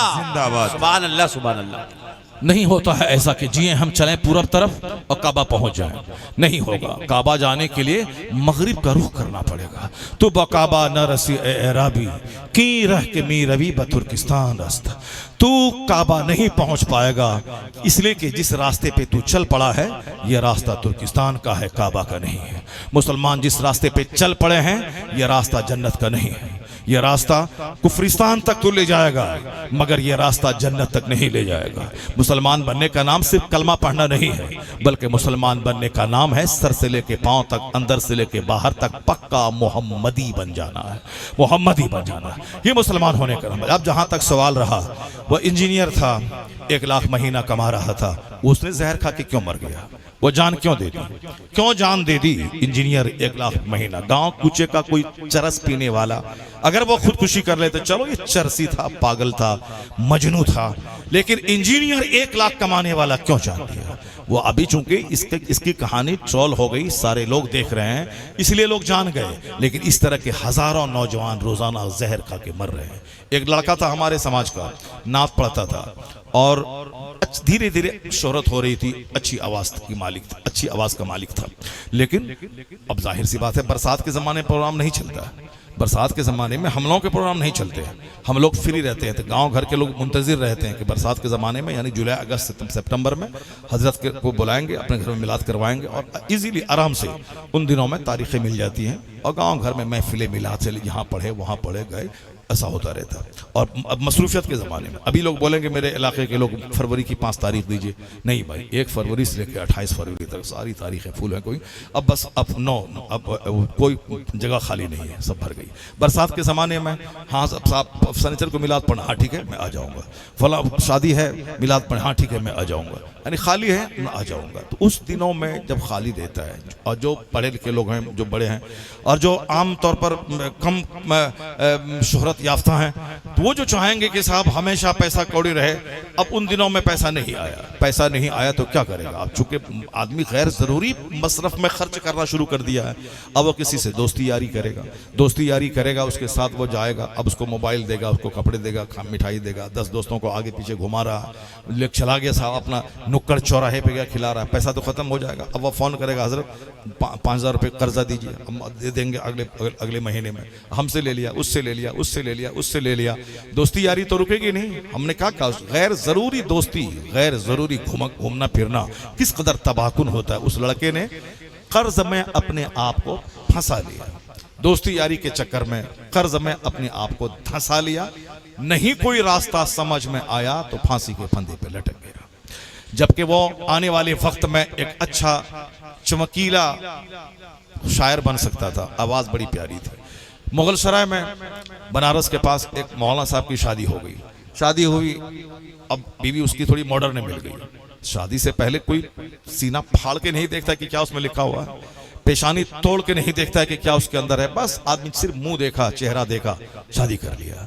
इसलिए सिर्फ मुंह नहीं देखना चाहिए। अब हुजूर की हदीस के खिलाफ हम अमल करें, अब बाद में मकरूह और नाज़िबा मनाजिर का सामना करना पड़े, मेरी तबीयत के खिलाफ वो साबित हो जाए, तो आपने मन की पैरवी की है और अब आप रोक धो क्यों रहे हैं। मुस्तफ़ा की पैरवी किए होते तो मुस्तफ़ा से फरियाद करते कि हुजूर मैंने आपकी बात मानी। हुजूर फरमाते हैं तुन कहल मरअतु लिअरबा, औरतों से शादी किया जा, शादी में 4 चीजें देखी जाती हैं, ले मालेहा वले जमालेहा वले हसबहा वले दीनहा।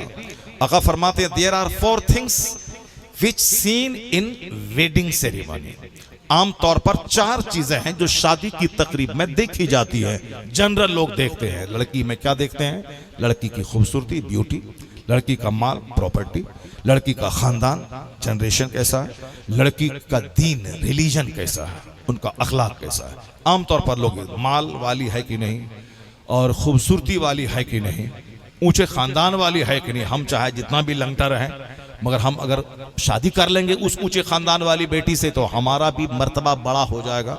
साहब लोग यही सोचते हैं, जबकि मर्तबा बड़ा क्या होगा, वो तो सारी जिंदगी उसका गुलाम बन के रहेगा और सारी जिंदगी वो खानदान वाला बोलेगा कि तुमको तो कोई मुंह नहीं लगाता, तुम हमारे सामने कुर्सी में बैठने के लायक नहीं है, और तुम हमारे साथ जुड़ करके थोड़ी सी इज्जत पा रहा है, तुम्हारी हैसियत, तुम्हारे खानदान की हैसियत सब हमको मालूम है, सारी जिंदगी भीगी बिल्ली बन के रहेगा। जाहिर सी बात है, गाँव समाज का एक गिरे हुए खानदान का आदमी ऊंचे खानदान से शादी कर ले, चाहे कि हम उसके साथ मिल करके इज्जत हासिल करना, इज्जत जुड़ने से थोड़ी मिलती, इज्जत तो नॉलेज से मिलती है, इज्जत तो इल्म से मिलती है, इज्जत तो तकवा से मिलती है। तो क्या कहा हुजूर ने, इन जनरल 4 चीजें देखी जाती है शादी में, हुस्न, माल, खानदान, दीन। अब हुजूर ने क्या कहा, ऐ मेरे गुलामों, मैं तुमसे कहता हूं कि तुम दीन को तरजीह दिया करो। सुभान अल्लाह, वाह वाह। तुम दीन को तरजीह दिया करो, तुम दीन को प्रीफर रिलीजन, तुम दीन को तरजीह दिया करो, तुम दीन को तरजीह दिया करो। अखलाक ला तज़व्वजू हुन्ना ले हुस्न हिन्ना। हुजूर ने साफ कह दिया, सिर्फ हुस्न की वजह से शादी मत करना। मुमकिन है कि यह हुस्न उसे तबाह बर्बाद कर डाले। और आज क्या हो रहा है समाज में, सबको मालूम है, अपनी बीवी छोड़कर साली के साथ भागने का माहौल पैदा हो रहा है। यह बेपर्दगी की वजह से, खूबसूरती की वजह से। साहब क्या है कि अपने भाई की, अपनी बीवी को छोड़कर साली के साथ भागा जा रहा है और अपने भाई की बीवी के साथ देवर भाग रहा है। इस तरीके से समाज तबाही के दहाने पे खड़ा है। हुस्न, खूबसूरती, शौहर से ज्यादा खूबसूरत उसका छोटा भाई है, उसके साथ लेके औरत फरार हो गई। इस तरह की बेशुमार कहानियां हर समाज की हैं। 1400 साल पहले हकीम मुस्तफा ने कितनी प्यारी बात कह दी थी, ला तज़व्वजू हुन्ना ले हुस्न हिन्ना। सिर्फ हुस्न की वजह से शादी मत करना। लेकिन आज हाल क्या समाज का है, समाज का जो काला कलोटा कलवा है, वो भी चाहता है कि करीना जैसी खूबसूरत बीवी मुझको मिल जाए। वो भी चाहता है कि साहब लता मंगेशकर जैसी अच्छी आवाज वाली और हेमा मालिनी जैसी खूबसूरत खातून मुझको मिल जाए। अपना चेहरा आईने में नहीं देखता कि मैं कैसा हूं, वो देखता है कि बीवी मेरी खूबसूरत रहे। मैं कहता हूं जब बीवी तुम्हारी खूबसूरत रहेगी तो बीवी भी तो देखेगी कि मेरा होने वाला शौहर कैसा है। तू अपना चेहरा नहीं देखता, आज सबके दिमाग पे जुनून तारी है। उसको कहा जाए कि उसकी माँ अच्छी नहीं है, लड़की का कैरेक्टर खराब है, वह तुम्हारी तरह 10 लड़कों को उंगली पे नचा चुकी है, सबके पैसे खर्च कर चुकी है, मगर ये हिजड़ा क्या बोलता है, नहीं नहीं वो मेरे लिए पैदा हुई है, मैं उसके लिए पैदा हुआ हूं, वो अनटच्ड है, अंधा बन करके। चूंकि ये उसकी मुस्कुराहट, उसकी चिकनी चपड़ी बातें, फेसबुक पे उसके मुलाकात, उसी में रंग गया। अब वो चाहे पहले 10 मर्दों की गोद में झूल चुकी हो, 2-4 हमल उसके गिर चुके हों, कोई मतलब नहीं है। इश्क में अंधा हो गया, शादी किया, 2-4 महीने इसको निचोड़ा, उससे ज्यादा खूबसूरत कोई लड़का मिल गया, उसके साथ वह फिरार हो गई, या डफली बजाता हुआ रह गया, और ज्यादा कंट्रोल नहीं हुआ तो जहर खा के मर गया। मर जाओ, मुस्तफा की बात नहीं मानेगा तो ऐसे ही बुरी मौत मरता रहेगा। हुजूर ने क्या कहा था, सिर्फ हुस्न देख के शादी मत करना, सिर्फ माल देख के शादी मत करना, खानदान देख के शादी मत करना, दीन देख के शादी करना। अल्लाह का डर है कि नहीं, हुजूर की सुन्नतों पे अमल है कि नहीं। और हुजूर ने साफ लफ्जों में दीनदारी का महत्व समझाने के लिए, दीनदारी का महत्व समझाने के लिए एक जबरदस्त बात कह दी सरकार ने। वो बात क्या है, वाला अमतुन सौदा ज़ातो दीनिन अफजल। अल्लाह समझ, हुजूर ने समझाने के लिए बात कह दी। आका ने क्या कहा, ये सुनो मेरे गुलामों, काली कलोटी दीनदार औरत तेरे हक में बेहतर है। काली कलोटी दीनदार औरत तेरे हक में बेहतर है। काली कलोटी औरत अगर दीनदार है, शादी कर ले। तू आना सऊदी अरब से 10 साल के बाद, तेरी बीवी सेफ मिलेगी, तेरा घर सेफ मिलेगा, और तेरा कलेजा ठंडा होगा। दीनदार औरत जिसके हाथ में मल्टीमीडिया मोबाइल ना हो, जिसके घर में 2 लाख रुपए का टीवी कल्चर ना हो, जहां तिलावत हो, इबादत हो, दुरूद हो, सजदा हो, अल्लाह का डर हो, और हुस्न भी ऐसा ना हो कि हर देखने वाला आदमी माइल हो जाए। काली कलोटी पे कौन माइल होता है? दीनदारी भी है और ज्यादा हुस्न भी नहीं है, अट्रैक्टिव चेहरा भी नहीं है कि देवर दीवाना हो जाए तो पड़ोसी का ड्राइवर दीवाना हो जाए। तो काली कलोटी दीनदार औरत, रहो बिंदास 10 साल बाहर में, जब आएगा तो तेरी बीवी अनटच्ड मिलेगी, तेरी बीवी वो मिलेगी जैसे छोड़ के गया था वैसे मिलेगी। अगर तुमने खूबसूरत बीवी और दीनदार भी नहीं है, तुमने कर शादी करके तू सऊदी अरब चला गया, फिर वही होगा जो आजमगढ़ में हुआ था। शौहर बाहर रहता है, बीवी यहाँ होटल अटेंड करती थी, होटल से पैसे कमाती थी। शौहर को भनक लगी, जब बाहर से आया तो उन्होंने सऊदी जाने के बहाने 2 दिन पहले घर से निकला, उसी होटल में जाके अटेंड किया और तमाम खूबसूरत चेहरों में बीवी को तलाश किया और कहा इसकी कितनी फीस है, फीस जमा क्या, काम को ये चाहिए। उन्होंने फौरन कॉल किया, वो तो समझ गई कि शौहर चला गया सऊदी अरब, दिल्ली से परसों फ्लाइट है। वो बिल्कुल सज धज करके होटल आई और जब उस कमरे में दाखिल हुई तो देख के आश्चर्यचकित रह गई कि साहब कहाँ, किस कमरे में आ गई। वो सामने शौहर है, इधर बीवी है। ये बताएं कि पाखाने का कीड़ा जब तक गंदा ना खाए उसको चैन नहीं मिलता है। गुलाब चूसने वाला भोरा गुलाब चूसता है, गंदा कीड़ा गंदा खाता है। अभी शौहर 1 दिन पहले घर से निकला है। ये बताएं कि आदमी जब एक बार अपने घर में रह लेता है, फिर 1-2 महीने तक के लिए फ्री हो जाता है, बिल्कुल सेटिस्फाइड, मुतमईन हो जाता है, मर्द भी औरतें भी। लेकिन खिलासत, नापाक जहनियत, अभी 1 महीना घर में रह के शौहर परसों गया है और अभी होटल से कॉल आया, दौड़ के वहां चली गई कि यह जहां दीन नहीं है, जहां सिर्फ ख्वाहिशात ही ख्वाहिशात है, वहां उसको शौहर के साथ अच्छा नहीं लगेगा। जब तक वो ज़िना न करे, जब तक वो ज़िना न करवाए, उस वक्त तक चैन नहीं मिलेगा। बस सिर्फ नाक देखना है, आंख देखना है, मुंह देखना है, रंग देखना है, खूबसूरती देखा ओके है मेरी तरफ से। नहीं पूछा कि होने वाली लड़की, बीवी होने वाली बीवी को दुआए कुनूत याद है कि नहीं, आयतुल कुर्सी याद है कि नहीं, दरूद इब्राहिमी याद है कि नहीं, सूरह यासीन याद है कि नहीं, नमाज के फराइज व वाजिबात याद है कि नहीं। नहीं, लंबी, ताकि नस्ल मेरी लंबी चले, लंबी औरत, ताकि मेरी नस्ल, मेरा बाल बच्चा लंबा हो, ठगना ना हो। एक हिजड़ा बोला कि हम चौका चाहे जितनी लेट हो मेरी शादी मेरे बेटे की, लंबी वाइफ चाहे ताकि आने वाली नस्ल लंबी हो, चाहे आने वाली नस्ल उसकी ज़िनाकार हो जाए, चाहे आने वाली नस्लें उसकी अंदर से किरदार लीस हो जाए, सब चलेगा, मगर हाइट चाहिए। क्या गंदी सोच पैदा हो गई है कि साहब हमें नाक ऐसी चाहिए, हमें चेहरा ऐसा चाहिए, इसीलिए समाज लूट गया, औरतें तबाह हो गई। जरा देखें क्या क्या ड्रामा हो रहा है। जिस इलाके के लोग कसरत से फॉरेन रहते हैं और यहाँ बीवी के हाथ में मोबाइल का रिमोट, मोबाइल है, रिमोट है टेलीविजन का, यहाँ घर में ग़िज़ा है, घर में खाना है, घर में मार्केटिंग है और घर में मोबाइल, घर में टेलीविजन, उसके बाद उसकी गर्मी की प्यास बुझाने के लिए शौहर उसका सऊदी अरब में है, तो क्या होगा? फिर तो ड्राइवर का रुख होगा, चरवाहे का रुख होगा, फिर तो ट्यूशन पढ़ाने वाले ट्यूशन का रुख होगा, फिर तो समाज के गली कूचे के छोकरे का रुख होगा। ये बता दें, इसलिए मैं कहता हूं या तो अपने पास सऊदी अरब में अपनी बीवी को रख, या नहीं तो फिर तू अपनी बीवी के पास रह, नमक रोटी खा, गांव समाज की रोजी तलाश कर और इज्जत के साथ रह। अगर ये दोनों बात नहीं है, बाहर ही रहना चाहता है और माल कमाना ही चाहता है, तो फिर इतना कर, अपनी बीवी के हाथ में मोबाइल नहीं बल्कि कुरान पाक थमा दे। सुबह जब तक सूरह यासीन नहीं पढ़ेगी हाथ में झाड़ू नहीं लगाएगी। सुबह 1000 बार दरूद पढ़ना, शाम 1000 बार कलमा पढ़ना और उस वक्त तक नहीं सोना जब तक कि सूरह मुज़म्मिल, सूरह दुखान, सूरह यासीन, सूरह वाक़िया, सूरह मुल्क की तिलावत ना हो जाए। उसे तिलावत दे दे, उसे जिक्र अज़कार की आदत दे दे, उसे बाहरी शरीयत का मुताला दे दे, उसको हाथ में मल्टीमीडिया मोबाइल ना दे, उसके हाथ में टेलीविजन ना दे। अगर दीनदारी तूने दे दिया, दीन की तरफ चलने की आदत पैदा कर दी, तो फिर तू बाहर रहना, उसकी इज्जत की हिफाजत होती रहेगी। तू 2 साल के बाद भी आएगा तो अल्लाह का डर अगर दे के गया है तो इज्जत सलामत मिलेगी, घर सलामत मिलेगा। अगर नहीं, गरम ग़िज़ा, गरम मोबाइल दिया तो फिर बोलेगी वहीं 5 साल रहो, पैसा कमा के लाना, यहाँ मकान बना लेना, दुकान बना लेना, फिर उसके बाद तब आराम से यहाँ रहना। तेरा सारा काम चल रहा है, तेरा घर चल रहा है, तेरे बाल बच्चों का सारा कारोबार चल रहा है, तुम बाहर रहो, आने का नाम मत लेना।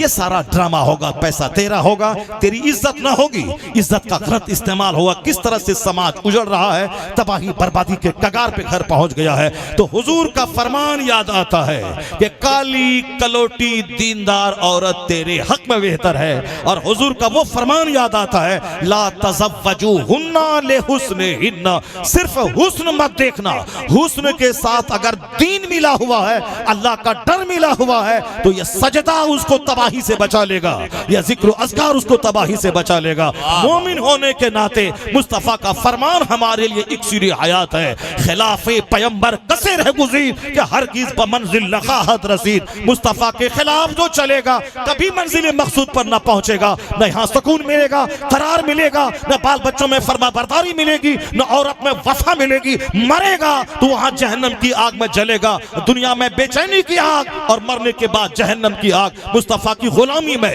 यहाँ फरमा बरदारी है, तकवा की बहारें हैं, यहाँ दिल की ठंडक है, और जब मरेगा तो मुस्तफ़ा के फरमान पर अमल करने का इनाम मुस्तफ़ा के पड़ोस में जन्नतुल फिरदौस में जगह मिलेगी। दोनों जहान की राहत मुस्तफ़ा। सुभान अल्लाह, सुभान अल्लाह। यही काम हमारे बुजुर्गों ने किया है, यही काम हमारे वलियों ने किया है। खुदकुशी जहां होगी इसलिए होगी जो सब कुछ दुनिया में हासिल करना चाहता, यही सब कुछ मिल जाए। आखिरत पर विश्वास जिसका नहीं हो, अल्लाह पर यकीन जिसका नहीं हो, उसको तो जहर खा के मरना पड़ेगा। जैसे वो शख्स खुदकुशी किया, और सिर्फ वही शख्स नहीं, और एक रिकॉर्ड है कि 80 लाख लोगों ने चंद सालों के अंतर में खुदकुशी की है, जिसमें 80% लोग वो हैं जो मियाँ बीवी की आपस की जंग की वजह से खुदकुशी किया। हमारे यहाँ क्या है, सरकार ने क्या जबरदस्त, एक तो हुस्न के ताल्लुक से जो बातें हुई मैंने आपको बता दी। अब हुजूर ने एक दूसरी बात क्या कही, आका अलैहिस्सलाम ने हमेशा सब्र की तालीम दी। कुरान शरीफ में हमेशा जहां तकवा है वहां सब्र का जिक्र है। सब्र का वल्लज़ीना तक़ौ, जिसने परहेजगारी इख्तियार की, जिसने सब्र किया, इन्नल्लाह मअस-साबिरीन, अल्लाह सब्र करने वालों के साथ है। सब्र का मतलब है मजाज के खिलाफ काम है फिर भी सब्र करना है, सब्र करना है। मैदान जंग में सब्र करना है, अपने घर में सब्र करना है, गरीबी पे सब्र करना है, पड़ोसी की तकलीफ पे सब्र करना है, बाल बच्चों की तरफ से पहुंचने वाली तकलीफ पे सब्र करना है। सब्र ही सब्र है। जरा सा सब्र से हट के जिंदगी गुजारे फिर तो ईमान तबाह बर्बाद हो जाएगा, जिंदगी में आग लगेगी। मौला अली कहते हैं कि ईमान और सब्र का दोनों रिश्ता इतना मजबूत है जैसे सर का धड़ से है। सर अलग हो जाए धड़ से तो बेकार है, और सर है धड़ अलग हो जाए तो बेकार है। यह दोनों मिल के एक वजूद तैयार होता है। उसी तरह से ईमान और सब्र है। जहां ईमान है कंपल्सरीली सब्र करना होगा। सब्र और ईमान दोनों का रिश्ता सर और धड़ का है कि एक के बगैर दूसरा बेकार। ईमान जहां है सब्र करना होगा। सब्र करने के लिए बिल्कुल तल्ख तजर्बात से गुजरना होगा। तल्ख तजर्बात से गुजरना होगा। गरीबी पे सब्र करना होगा। अब यह सब्र होगा कैसे? यह सब्र होगा उसी पर कि चलो दुनिया की तकलीफें हैं, मरने के बाद अल्लाह तबारक व तआला जन्नत देगा। तो अब वो आखिरत पे नजर जहां रही तो बंदा दुनिया की गरीबी को झेल लेगा। इसलिए कुरान शरीफ में सबसे ज्यादा जिस चैप्टर को टच किया गया है वो आखिरत है। सबसे ज्यादा जिस चैप्टर को टच किया गया है वो आखिरत है। हदीस में जो सबसे ज्यादा जो कुछ जिसका जिक्र हुआ है वो आखिरत है। आका अलैहिस्सलाम की जिंदगी में सबसे ज्यादा जो तकरीर हुजूर ने की है, जो लोगों को समझाया है, उसका भी सबसे बड़ा टॉपिक आखिरत है। सरकार मस्जिद नबवी की तामीर कर रहे हैं। सहाबे कराम के साथ आप पत्थर उठा के दीवार की तामीर कर रहे हैं। सहाबे कराम ने कहा सरकार आप ना उठाएं, हम लोग गुलाम किस दिन के लिए हैं, हम लोग उठाएंगे। हुजूर ने कहा मैं जानता हूं कि तू उठा लेगा, मगर मैं तेरे साथ मिलकर काम करना चाहता हूं। हुजूर का यह अखलाक उन अरब के लोगों को किस अखलाक की बुलंदी पे फाइज कर दिया कि खुद न थे जो राह पे औरों के हादी बन गए। क्या नजर थी जिसने मुर्दों को मसीहा कर दिया। यह हुजूर का अखलाक था जो उन बद्दुओं का दिल जीत लिया। जान हथेली पे लेके कुर्बान होने को तैयार होते थे। अब गुलाम के साथ मिल के मुस्तफ़ा पत्थर उठा रहे हैं। जन्नत के मालिक महबूब परवरदिगार मिल के पत्थर उठा रहे हैं, पत्थर उठा रहे हैं। तो किस तरह हौसला बुलंद होता होगा आपके गुलामों का, मुहाजिर और अंसार का। हुजूर ने उस जमाने में उस वक्त में पत्थर उठाते हुए एक शेर पढ़ते थे। एक जबान से एक जुमला निकलता था आपका। जिस तरह आज भी बहुत सारे लोग जब काम करते हैं, बहुत बोझ उठाते हैं तो कुछ न कुछ पढ़ते हैं। तो आका अलैहिस्सलाम पत्थर उठाते हुए ये कहते थे अल्लाहुम्मा ला ऐशा इल्ला ऐशुल आखिरा अल्लाहुम्मा मग़फ़िरिल अंसार वल मुहाजिरा। हुजूर कहते थे ए अल्लाह आराम नहीं है मगर आखिरत का आराम। असल आराम वहाँ का, दुनिया का आराम आज है कल खत्म। असल आराम वहाँ का, असल जन्नत वहाँ की। और हुजूर कहते थे ए अल्लाह ये मुहाजिर और अंसार जो मक्का से हिजरत करके मदीना आ गए दीन बचाने के लिए, और मदीने के जो लोग मुहाजिरीन के लिए अपने दिल का दरवाजा खोल दिया कि उनको मेहमान बना के रखा, अपनी प्रॉपर्टी में अपना उनको हिस्सेदार बना दिया, अपने आपको तकलीफ में उठा के आने वाले सारे मक्के के मुहाजिर मुसलमानों की खिदमत के लिए अपना घर का दरवाजा खोल दिया। हुजूर कहते इलाही इस अंसार को भी बख्श दे, मक्का से ईमान बचा कर आने वाले, अपने घर बार छोड़ने वाले उस मुहाजिर को भी तू बख्श दे। ला ऐशा इल्ला ऐशुल आखिरा, आराम नहीं है मगर आखिरत का आराम। सैयदा फातिमा ज़हरा रज़ियल्लाहु ताला अन्हा सरकार की चहीती साहबजादी अपने हाथ से चक्की पीस रही हैं, अपने हाथ से पानी खींच रही हैं, अपने हाथ से झाड़ू लगा रही हैं। नफीस तबीयत की मलका सैयदा फातिमा अपने हाथ से काम करते हुए हाथ में गट्टे पड़ चुके हैं। पता चला कि बहुत सारे कैदी आए हुए हैं माले गनीमत के तौर पर। सैयदा फातिमा को मौला अली ने कहा कि जाओ अबू से मांग लेना, एक कनीस मांग लेना, खादिमा जो तेरे साथ हाथ में काम बटाए, तेरे साथ में तेरे काम में हाथ बटाए। सैयदा फातिमा गई, भीड़ भाड़ थी, चली आई।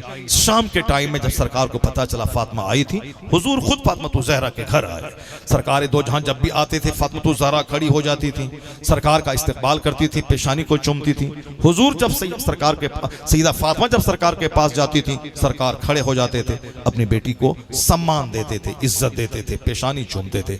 ये मामला बाप बेटी का था ताकि दुनिया वाले बेटियों को बोझ नहीं समझें, बेटियों का इस्तेकबाल ऐसे करें। सिर्फ बेटों को इज्जत न दें बल्कि बेटियों का एहतराम, इज्जत बताने के लिए मुस्तफ़ा खड़े हो जाते थे, अपनी बेटी का हाथ पकड़ के बैठाते थे, उनके पेशानी को बोसा दिया करते थे। सरकार दो जहां आए, कहा फातिमा मैंने सुना कि तुम आई थी मेरे पास, क्या काम था? सैयदा फातिमा चुप हो गई। मौला अली ने कहा कि हुजूर फातिमा गई थी ताकि इनको कुछ कनीज मिल जाए ताकि काम काज में हाथ बटाए।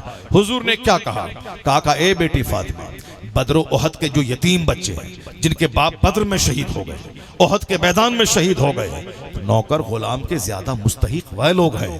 पहले उन बदर और ओहद के यतीम बच्चों से मैं फारिग हो जाऊं, उसके बाद फिर मैं तुम्हारा ख्याल करता हूं। पहले इसके मुस्तहिक ज्यादा वह लोग हैं जिसके बाप शहीद हो गए। और ए फातिमा, ये दुनिया से इस नौकर गुलाम से बड़ी एक पूंजी मैं तुमको बताता हूँ। जब रात में बिस्तर पे जाओ 33 बार सुभान अल्लाह, 33 बार सुभान अल्लाह, अल्हम्दुलिल्लाह 33 बार अल्लाह अकबर पढ़ लिया करना। ये 34 बार, ये 100 बार ये तस्बीह पढ़ लेना। 33 33 34 बार, ये तुम्हारे लिए नौकर गुलाम से बेहतर है, तुम्हारे लिए काफी है, तुम्हारे लिए काफी है। क्या मतलब? इसका मतलब यह निकला कि सवाब वहां मिलेगा, जन्नत वहां मिलेगी। दुनिया में इस तस्बीह की बदौलत थकावट भी दूर हो जाएगी। और फिर नौकर गुलाम से बेहतर है अल्लाह का जिक्र करना, तस्बीह करना। अपनी बेटी को आपने नौकर गुलाम नहीं दिया, बल्कि एक वजीफा दे दिया, जन्नत जाने का, हासिल करने का, अल्लाह को खुश करने का एक वजीफा आपने उनको बता दिया। घर में आपकी बीवियों ने आपस में मशवरा किया कि खर्च बढ़ गया है, इसलिए ज्यादा खर्च का मुतालबा किया जाए। अल्लाह रब्बुल इज्जत ने कहा अपनी बीवियों से कह दीजिए अगर दुनिया चाहिए तो तुम सब आजाद हो जाओ, अल्लाह तुमसे अच्छी बीवियां अता कर देगा अपने महबूब को। अगर नहीं तो फिर जिस हाल में हो, दुनिया और आखिरत चाहिए, अल्लाह रसूल चाहिए या दुनिया चाहिए। सारी औरतों को जब आयते तखीर नाजिल हुई, इख्तियार है तुमको दुनिया पसंद करो या आखिरत, तो सारी औरतों ने सैयदा आयशा की निगरानी में मीटिंग की। हम मुसलमानों की सारी मुकद्दस माओं ने, जुमला उम्महातुल मोमिनीन रज़ियल्लाहु अन्हुन्ना अजमईन ने, और मीटिंग में बात यही पारित हुई, हमें दुनिया नहीं चाहिए, हमें अल्लाह रसूल चाहिए।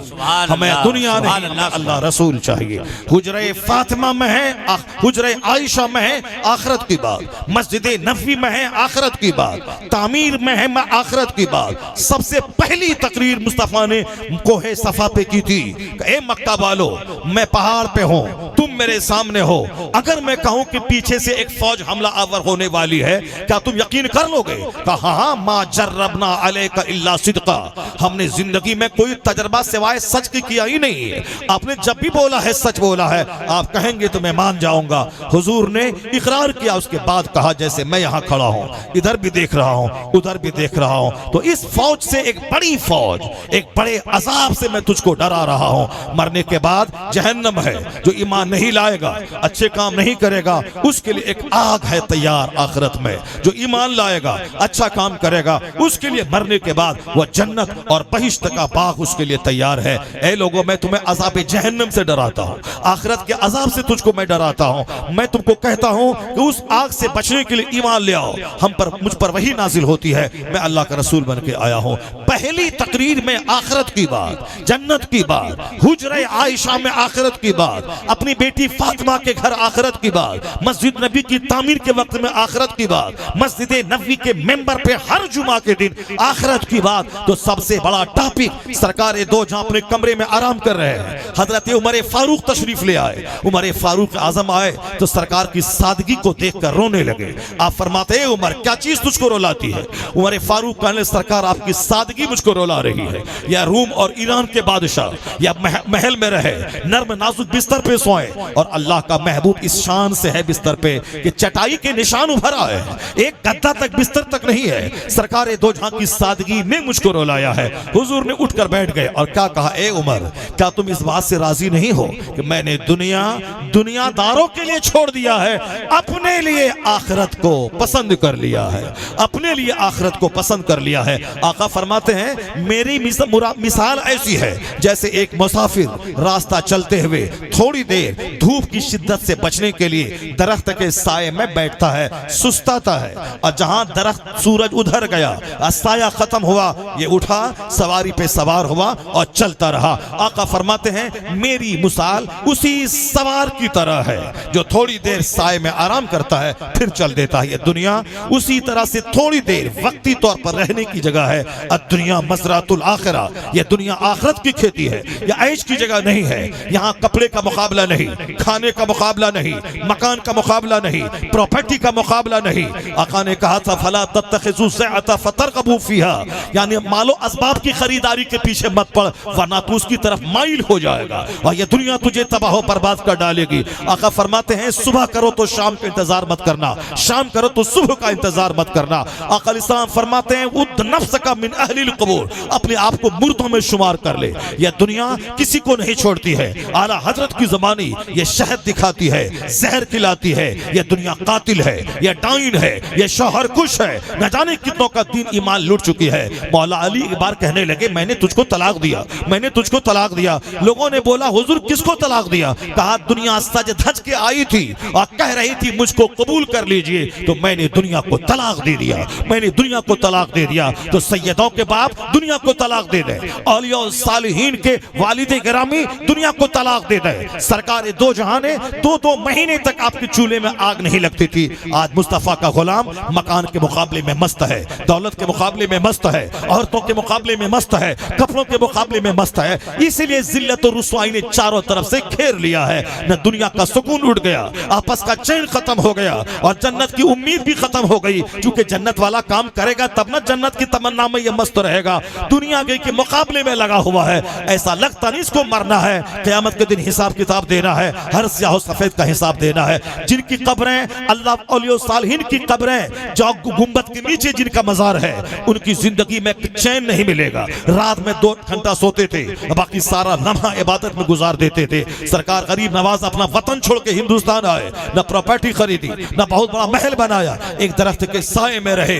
रात भर इबादत थी ताकि खुदा राजी हो जाए, और दिन भर तबलीग थी ताकि कुफार और मुशरिकीन कलमा पढ़ के मोमिन हो जाए। अल्लाह ने उनकी मेहनतों को ऐसा सिला दिया कि 90 लाख कुफार और मुशरिकीन बिलवास्ता बिला वास्ता कलमा पढ़कर साहिब ईमान बन गए। और गरीब नवाज की बदौलत आज हिंदुस्तान में खानकाहें, मस्जिदों और मदरसों की जो बहार है, मुबल्लिग आज़म हिंदुस्तान की तबलीग का नतीजा है। अपना वतन छोड़ के इंडिया आए, रात भर बेचैन रहे और दिन भर इस्लाम की तबलीग करते रहे। रिजल्ट कितना सुनहरा निकला कि 90 लाख बेईमानों को ईमान का नूर मिला। और आज वही तादाद बढ़ते हुए 40 करोड़ की तादाद जो हिंदुस्तान में कलमा पढ़ने वालों की है। इसके पीछे इन बुजुर्गों की मेहनतों का नतीजा है, उनके देश अपने वतन छोड़ने का नतीजा है, उसकी कुर्बानी का समरा है। वो जीते थे अल्लाह के लिए, मरते थे अल्लाह के लिए, वतन छोड़ते थे अल्लाह के लिए। और हम वतन छोड़ते हैं 2 पैसे के लिए, वतन छोड़ते हैं अपने बाल बच्चों के लिए। हमारा सारा काम बाल बच्चों तक सीमित रह गया। इसीलिए बच्चे हमारे नाफरमान, बच्चे हमको गाली देने वाले, बच्चे हमको तकलीफ पहुंचाने वाले। और जो डिवोट किया जिंदगी अल्लाह के लिए, वतन छोड़ा अल्लाह के लिए, रात की नींद कुर्बान की अल्लाह के लिए, दिन का सुकून बर्बाद किया अल्लाह के लिए, तो अल्लाह ने उसे वो मकाम अता फरमाया कि अब्दुल कादिर तुम मेरे लिए बगदाद, मेरे लिए ईरान तुमने छोड़ा, मेरे लिए 25 साल दरिया के किनारे जंगल के पत्तों को खा के तुमने इबादत की। 91 साल जिंदगी तुमने हमारे लिए तुमने गुजार दी। अब हम तुझको गुमनाम नहीं छोड़ेंगे। अब मोइनुद्दीन तुमने पैदा हुआ ईरान में, अपना वतन छोड़ा अल्लाह के लिए, मेरे दिन की तबलीग की। अब मैं तुमको गुमनाम नहीं छोड़ूंगा। मोइनुद्दीन को अजमेर से उठाया, अब्दुल कादिर जिलानी को बगदाद से उठाया, वो शोहरत के आसमान पे पहुंचा दिया कि आज हर तरफ मोइनुद्दीन का चर्चा है, हर तरफ गौसे आजम का चर्चा है। 1000 बीघा जमीन जोतने वालों की कब्रों पे जानवर चल रहा है और इन फकीरों की कब्र पे 24 घंटे गुलाब चढ़ाया जा रहा है ताकि दुनिया जान ले जो सिर्फ अपने लिए और अपने बाल बच्चों के लिए जीता है, उनके बच्चे भी साथ छोड़ जाते हैं। और जो रब के लिए जीता है, रब के दीन के लिए जीता है, उनकी कब्रों पे मेला लगा रहता है, करोड़ों की हाजिरी होती है। अपना बेटा रहे ना रहे, करोड़ों रूहानी बेटों के दिलों में अल्लाह उसकी मोहब्बत अता कर देता है। सुभान अल्लाह, सुभान अल्लाह, सुभान अल्लाह। A man who dedicates his life for the sake of Allah, Allah gives him name, Allah gives him fame, Allah gives him popularity. तो जिंदगी गुजारने के 2 तरीके हो गए। एक फॉर सेल्फ, अपने लिए, अपने बाल बच्चों के लिए, और एक जिंदगी है 1 man 2 mission। बाल बच्चों के लिए भी गुजारी जाएगी और दीन के लिए भी गुजारी जाएगी। जो जिंदगी में नमाज है, इसमें रोजे हैं, जिसमें हज व ज़कात है, जिसमें आलिम उलमा की खिदमत है, जिसमें मदरसा और मस्जिद की हमदर्दियाँ हैं, तो फिर वो ज़िंदगी असल ज़िंदगी है कि 1 man 2 mission। एक है अपना कमाना, अपना खाना पीना, और एक है आखिरत की तैयारी करना और जन्नत जाने के मंसूबे और प्लान बनाना। 1 man 2 mission। दुनिया में भी खुश रहें, मरने के बाद जन्नत जाए, उसको तो डबल मेहनत करनी पड़ेगी। जो सिर्फ दुनिया ही में खुशहाल रहना चाहता है, उसकी सिंगल मेहनत है, ज़मीन मकान गाड़ी छकड़ा खाना पीना घर दुबार, उसी के पीछे पागल है, एक मेहनत है। लेकिन जिसको जन्नत जाना है, खरबों साल की जन्नत जहां का एक दिन 50,000 साल के बराबर है, उसको तो इन दुनियादारों के मुकाबले में डबल मेहनत करनी पड़ेगी। डबल मेहनत करनी पड़ेगी। तो डबल मेहनत का मतलब खेत भी जाना है, दुकान भी जाना है। डबल मेहनत का मतलब दुकान में भी बैठना है, मस्जिद में भी जाना है।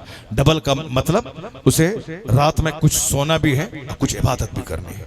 डबल का मतलब उसे 5 लाख रुपए खर्च करके एक बार हज को भी जाना है। हर साल पाई पाई का हिसाब निकाल के उसको ज़कात देनी है। माह रमज़ान को इबादत का महीना बना देना है, एक रोज़ा नहीं छोड़ना है। 1 मैन 2 मिशन हुआ कि हमें दुनिया के लिए बाजार जाना होगा, दुनिया के लिए खेत जाना होगा, दुनिया के लिए वतन से बेवतन होकर रोजी रोटी की तलाश में जाना होगा, और जन्नत जाने के लिए मस्जिद जाना होगा, ज़कात देनी होगी, हज करना होगा, बाल बच्चों की तरबियत करनी होगी, अपना अखलाक उम्दा करना होगा, हमेशा दिमाग में आखिरत को बसा के रखना होगा। तो बंदा ये गिरा बांध ले तो दोनों काम आसान हो जाएगा। मुसलमानों को दूसरों के मुकाबले में डबल मेहनत करनी है। यहां दूसरों के सामने हाथ फैला के भिखारी न बन जाए, बल्कि इतना कमाएं कि इज्जत के साथ खाएं और दूसरों को दें, और इतनी मेहनत करें कि मरने के बाद जन्नत इंतजार करे। तो उसके लिए इन काफिरों के मुकाबले में इसको डबल मेहनत करनी पड़ेगी। 8 घंटे पढ़ने से जब डीएम नहीं बनेगा तो 16 घंटे पढ़ना पड़ेगा। 16 घंटे पढ़ने से अगर एग्जाम पास ना करे 18 घंटे स्टडी करनी पड़ेगी। खाना पीना सोना, वो तो डॉक्टरों का फॉर्मूला 8 घंटे सोना पड़ेगा। जो ज्यादा खाएगा उसको ज्यादा सोना पड़ेगा, और जो ज्यादा खाएगा उसको बाथरूम जाना पड़ेगा ज्यादा, और जो कम खाएगा, कम सोएगा, कम बोलेगा, उसके पास एनर्जी बचेगी, ज्यादा मेहनत करने की एनर्जी बचेगी। तो ज्यादा खाने वाले को 8 घंटा सोना है। गौसे आजम 40 साल तक इशा के वजू से फजर की नमाज पढ़े, रात में आपने पीठ जमीन पर नहीं लगाई। 40 ईयर 40 साल तक कंटिन्यू, कोई बीमारी नहीं है। जो ज्यादा खाना खाने के नाम पे एक लुकमा है, जो पीठ सीधी करे वही काफी है। खाने के लिए नहीं जीना है, जीना है ताकि खाना खाएं, जिए, जीने के लिए खाना है, और जिए अल्लाह की इबादत के लिए। अभी यहाँ खाने का मुकाबला है, इसीलिए सोना जरूरी है। सोएंगे नहीं तो हार्ट की तकलीफ होगी, शुगर एबनॉर्मल हो जाएगा, असाब तरह तरह लीवर का मसला खड़ा हो जाएगा, ब्रेन का मसला खड़ा हो जाएगा। अब जो खाता ही नहीं है तो उसको सोने की क्या जरूरत है? बस थोड़े से बैठा, अब आंख झपका काफी है। थोड़ा खाना, थोड़ा सोना, थोड़ा बोलना। और जो ज्यादा खाएगा, ज्यादा बोलेगा, ज्यादा सोएगा, उसको ढेर नींद चाहिए। जो ज्यादा सोएगा ज्यादा खोएगा। ये दुनिया सोने की जगह नहीं है। सोने के लिए तो अल्लाह ने जन्नत बनाया, वो आराम के लिए अल्लाह ने जन्नत बनाया। जन्नत में न पेशाब है, न पाखाना है, न बदबू है, न बुढ़ापा है, न बीमारी है, न हसद और जलन है, न दुश्मनी है, न मार धाड़ है, न कोर्ट कचहरी है। बस सिर्फ खूब वहाँ हुस्न जमाल, 70 बीवियां, वहाँ 30 मर्दों के बराबर मिलने की ताकत है, शराबन तहूरा की नहरें, पाकीज़ा दूध की नहरें, वहाँ सिर्फ आराम ही आराम है। तो उसके लिए दुनिया के 70-80 साल जो जिंदगी के दिन है, इसको मेहनतों में, स्ट्रगल में, जद्दोजहद में गुजारना होगा। या गिरा बांध के रख लें कि दुकान गए बगैर रोजी नहीं मिलती, खेत गए बगैर रोजी नहीं मिलती, तो मस्जिद गए बगैर भी जन्नत नहीं मिलती। इसको गिरा बांध के रखना पड़ेगा। जिस तरह दुकान नहीं जाए, दुकान से चल के पैसा नहीं आता है, उसी तरह सेट कर ले दिमाग में, बच्चों को बता दे कि जिस तरह रोजी रोटी के लिए पढ़ना लिखना होगा, दुकान जाना होगा, बिजनेस करना होगा, खेत खलियान जाना होगा, उसी तरह जन्नत के लिए मस्जिद जाना होगा। जन्नत के लिए नेक लोगों की सोहबत में रहना होगा। जन्नत जाने के लिए जन्नती लोगों की औसाफ पढ़ना होगा कि जन्नती लोग कैसे जीते थे, कैसे रहते थे, कैसे खाते थे। सरकार गरीब नवाज की माँ कैसे जीती थी? रात में इशा की नमाज के बाद 2-3 घंटे सोती थी, फिर 12 बजे के बाद उठ जाती थी, सुबह तक नमाज नफल पढ़ती, अल्लाह अल्लाह करती थी। उनका स्टेटमेंट है कि जब मैं हामिला हुई, उम्मीद से हुई, तो मैंने देखा मेरे पेट से कलमा पढ़ने की आवाज आ रही है। अल्लाह सब्र, पेट से कलमा पढ़ने की आवाज आ रही है। जब मेरा बेटा मोइनुद्दीन तब पैदा हुआ, यही मोइनुद्दीन जब मेरे पेट में था तो कलमा पढ़ता था पेट में, उसकी आवाज में सुनती थी। जो माँ रात में 3 घंटे सोए, बाकी सारे घंटे अल्लाह की इबादत में लगा दे, तो उसका बेटा लुच्चा लबरा पैदा होगा, उसका बेटा गुटखा खोर पैदा होगा, उसका बेटा शराबी, अफीम और चरसी पैदा होगा? नहीं होगा। जब माँ खुद एक सुनियोजित ढंग से जी रही है, एक एक मिनट को कद्र की निगाह से देखती है और एक एक मिनट का सही इस्तेमाल कर रही है, तब बेटा पेट में कलमा पढ़ रहा है। और जब पैदा हुआ, इस बुलंदी पे पहुंचा के 90 लाख काफिरों को कलमा पढ़ा के दुनिया से जा रहे हैं। माँ जब इस बुलंदी की हो, तब बच्चा मोइनुद्दीन अजमेरी पैदा होता है। और आजकल की माएँ जो सोचती हैं कि मैं जैसे चाहूँ जीऊँ और बेटा मेरा कुतुब अब्दाल पैदा हो जाए, ऐसा होता है क्या? आम का पेड़ लगा दें वहाँ से सेब निकल जाए? नहीं होता है। गेहूँ लगा दें वहाँ से बासमती धान निकल जाए? नहीं होता है। जैसा दरख्त वैसा फल, जैसी जमीन वैसी फसल, जैसी मेहनत उसी तरह उसका मेहनत का फल। जब जैसी माँ की सेहत, बाप की सेहत, उसी तरह बच्चों की सेहत। माँ बाप खूब सेहतमंद हैं तो बच्चे भी सेहतमंद पैदा होते हैं। माँ बाप अगर बिल्कुल अंदर से टूटे हुए, बीमार और कमजोर हैं तो बाल बच्चे भी उसी तरह बिल्कुल दुबला पतला, अंदर से सिसकता हुआ, एकदम बिल्कुल मरा हुआ पैदा होता है। बच्चों के जाहिरी सेहत, फिजिकल हेल्थ के लिए माँ बाप का फिजिकल हेल्दी होना जरूरी है, और स्पिरिचुअल हेल्थ, रूहानी जिंदगी के लिए माँ बाप का भी स्पिरिचुअल रीच होना जरूरी है। यह कानून कुदरत है, जैसा दरख्त वैसा फल, जैसी जमीन वैसी फसल। मैं चाहूं कि साहब इस अमर डोभा के अंदर मैं सेब का बागान लगा दूं, नहीं होगा। और चाहे कश्मीर वाले कि मैं वहां गन्ने की खेती कर दूं, नहीं होगा। वहां सेब की जमीन और यहाँ गन्ने की जमीन, गेहूं की जमीन। बंगाल में जिधर जाएं सिर्फ आम का पेड़। गुजरात, महाराष्ट्र में जिधर जाएं हर तरफ साहब कपास की खेती, गन्ने की खेती। और साहब आप गुजरे वहाँ बाज़ इलाकों में संतरा की खेती। वो संतरा यहाँ नहीं बल्कि वहाँ नागपुर, महाराष्ट्र का वो इलाका, जैसे हर तरफ अलग अलग जमीन, अलग अलग फसल। अब कुतुब पैदा करने वाली जमीन, अब्दाल पैदा करने वाली जमीन, बुजुर्ग पैदा करने वाली जमीन। वो नहीं कि जो चटक मटक जिए, कभी इधर कभी उधर, कभी इधर कभी उधर, कभी मोबाइल, कभी फिल्म, कभी घूमना, कभी चेहरे की नुमाइश, कभी बदन की नुमाइश, और फिर बस लड़ाई झगड़ा, शौहर से मार धाड़, हमको ये चाहिए वो चाहिए। वो जो चाहेगी कि जो फहश जिंदगी गुजारती हो, मेरे बतन से जो बच्चा पैदा हो वो वली पैदा हो जाए, नहीं होता है। जब माँ होती है सर से लेके पांव तक गुनाहों से सेफ, और बाप होता है मुत्तकियों का सरदार, तब बेटा गौसे आज़म अब्दुल कादिर जीलानी की सूरत में पैदा होता है। जब माँ होती है वह रात भर मुसल्ले पे रहने वाली, बाप सैयद गयासुद्दीन एक बाग है, उसी से हलाल रोजी, न दुनिया की चाहत है न दुनिया का मुकाबला है, तब बेटा वलियों का सरदार मोइनुद्दीन अजमेरी पैदा होता है। जब बाप मुफ्ती नकी अली खान, अब माँ तहज्जुद गुजार, तब बेटा शेखुल इस्लाम अहमद रजा खान फाजिल बरेलवी पैदा होता है। और जब बाप जाहिद 1 लाख मुरीदों की मौजूदगी में मुरीदों के सामने हाथ नहीं फैलाने वाला, नमक रोटी खाने वाला, किसी मुरीद के सामने अपनी गरीबी जाहिर नहीं करने वाला, और माँ ऐसी जरूरत पड़े तो अपने जेवरात को बेचकर मंजर इस्लाम के मुदर्रिस की तनख्वाह दिलाने वाली। जब माँ ऐसी, बाप ऐसा, और नाना मुफ्ती आज़म हिंद जैसा, जो बुढ़ापे में 91 साल की उम्र में जवानों जैसा काम करें, और इबादत हो तो खड़े हो लगे कोई 25 साल का जवान है। बीमारी अलग, बुढ़ापा अलग, इबादत का अंदाज अलग।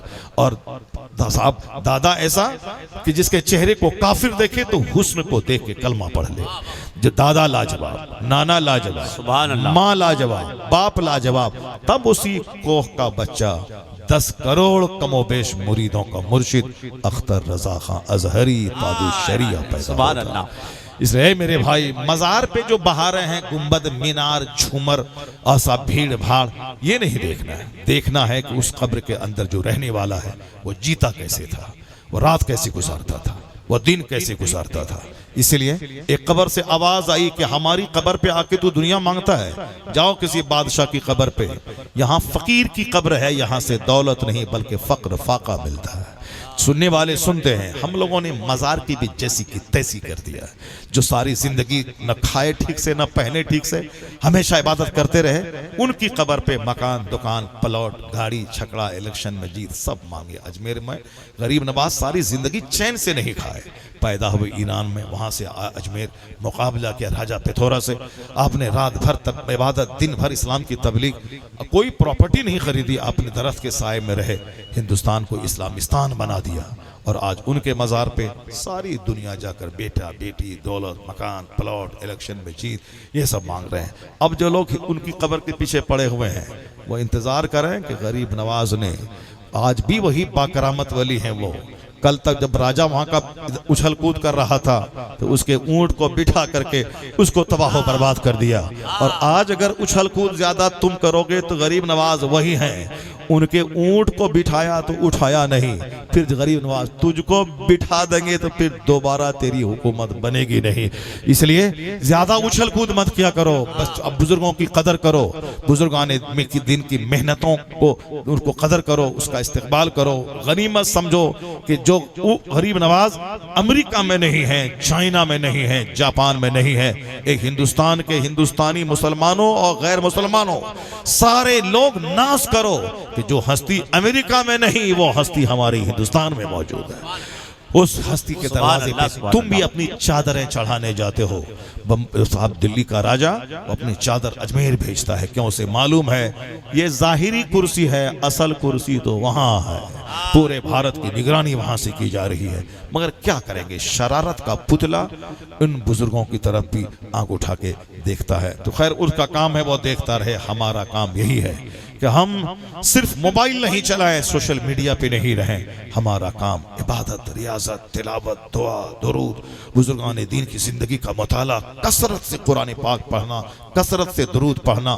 जो काम एटम बम से नहीं निकल पाएगा वह काम हमारे सजदे से निकल पाएगा, वह काम हमारी तिलावत से निकल पाएगा, वह काम हमारी इबादत से निकल पाएगा। यही 1400 साल की जिंदगी मैंने यही देखा है। जहां भी हमने जंग जीती है, जहां भी एक तरफ तदबीर, एक तरफ अल्लाह पर भरोसा। सबसे पहली ग्रेटेस्ट वार ऑफ इस्लाम मैदान बद्र में 313 का जज्बे शहादत से सरशार होकर मैदान में जाना, लड़ने की तैयारी करना, उधर मुस्तफ़ा का झूम झूम कर रो रो कर अल्लाह से दुआ करना, इधर तलवार उधर मुस्तफ़ा की दुआ, दोनों जब बढ़ी फिर आसमान से 5000 फरिश्ते पे आ गए। वो फतहे मुबीन हासिल हुई। यूरोप का दानिश्वर कहता है इस्लाम कैसे कमजोर होगा, इस्लाम तो उसी दिन मजबूत हो चुका था जिस दिन 313 को मैदान बद्र में फतह मुबीन हासिल हुई थी। उसी दिन इस्लाम का खूंटा मजबूत हो चुका था जिस दिन सबसे बड़ी फतह हासिल हुई थी। आज हमारे बच्चे चाहते हैं गुंडागर्दी करते हैं, डकैती करें और काफिरों से लड़ें, नहीं होगा। वो लुच्चा लफंगों का काम है गुंडागर्दी करना, लड़ना झगड़ना। और तुम जो चाहता है कि हम नाच कूद करके और मुहर्रम में लाठी भांग करके हम काफिरों को डरा दें, नहीं होगा। हमारी ताकत का राज, सबसे बड़ी ताकत रूहानियत है, सबसे बड़ी ताकत सुभान अल्लाह, सुभान अल्लाह। हम तुम्हें मालूम है कि जब बगदाद तबाह हो रहा था तो उसको उजड़ने से बचाने के लिए एक फकीर की रूहानी ताकत ने उसको बचाया है। जब बगदाद लुट चुका था, कई हजार लाशें सड़ रही थी, उसकी खोपड़ी की मीनार बना के तातारियों ने वहां शराब पिया था। किसी को विश्वास नहीं था कि दोबारा बगदाद आबाद हो पाएगा, लेकिन जब अल्लाह ने दोबारा आबाद करना चाहा, गौसे आजम का एक दुबला पतला शहजादा तातारी पहलवान को एक तमाचा मारा, उसकी खोपड़ी बहुत दूर जाके गिरी। उसकी ताकत को देखकर उस फौज का जनरल कलमा पढ़ के मुसलमान हो गया। फिर वही तलवार जो मुसलमानों की गर्दनें काटी थी, वो तलवार का रुख कुफ्र की तरफ हुआ। वो सारे तातारी कलमा पढ़ के मोमिन हो गए, कुफ्र को खदेड़ा गया। फिर बगदाद ऐसा आबाद हुआ कि पहले से ज्यादा बारौनक शहर बन गया। अल्लाह ताला बदकार मुसलमानों को सजा देने के लिए काफिरों को मुसल्लत करता है, और जब इनको सजा मिल जाती है इनकी बदकारी की, और काफिर कहता है अब इस्लाम को अपने नहीं दूंगा, तो अल्लाह ताला उसी को कलमा पढ़ा के इस्लाम का काम ले लेता है।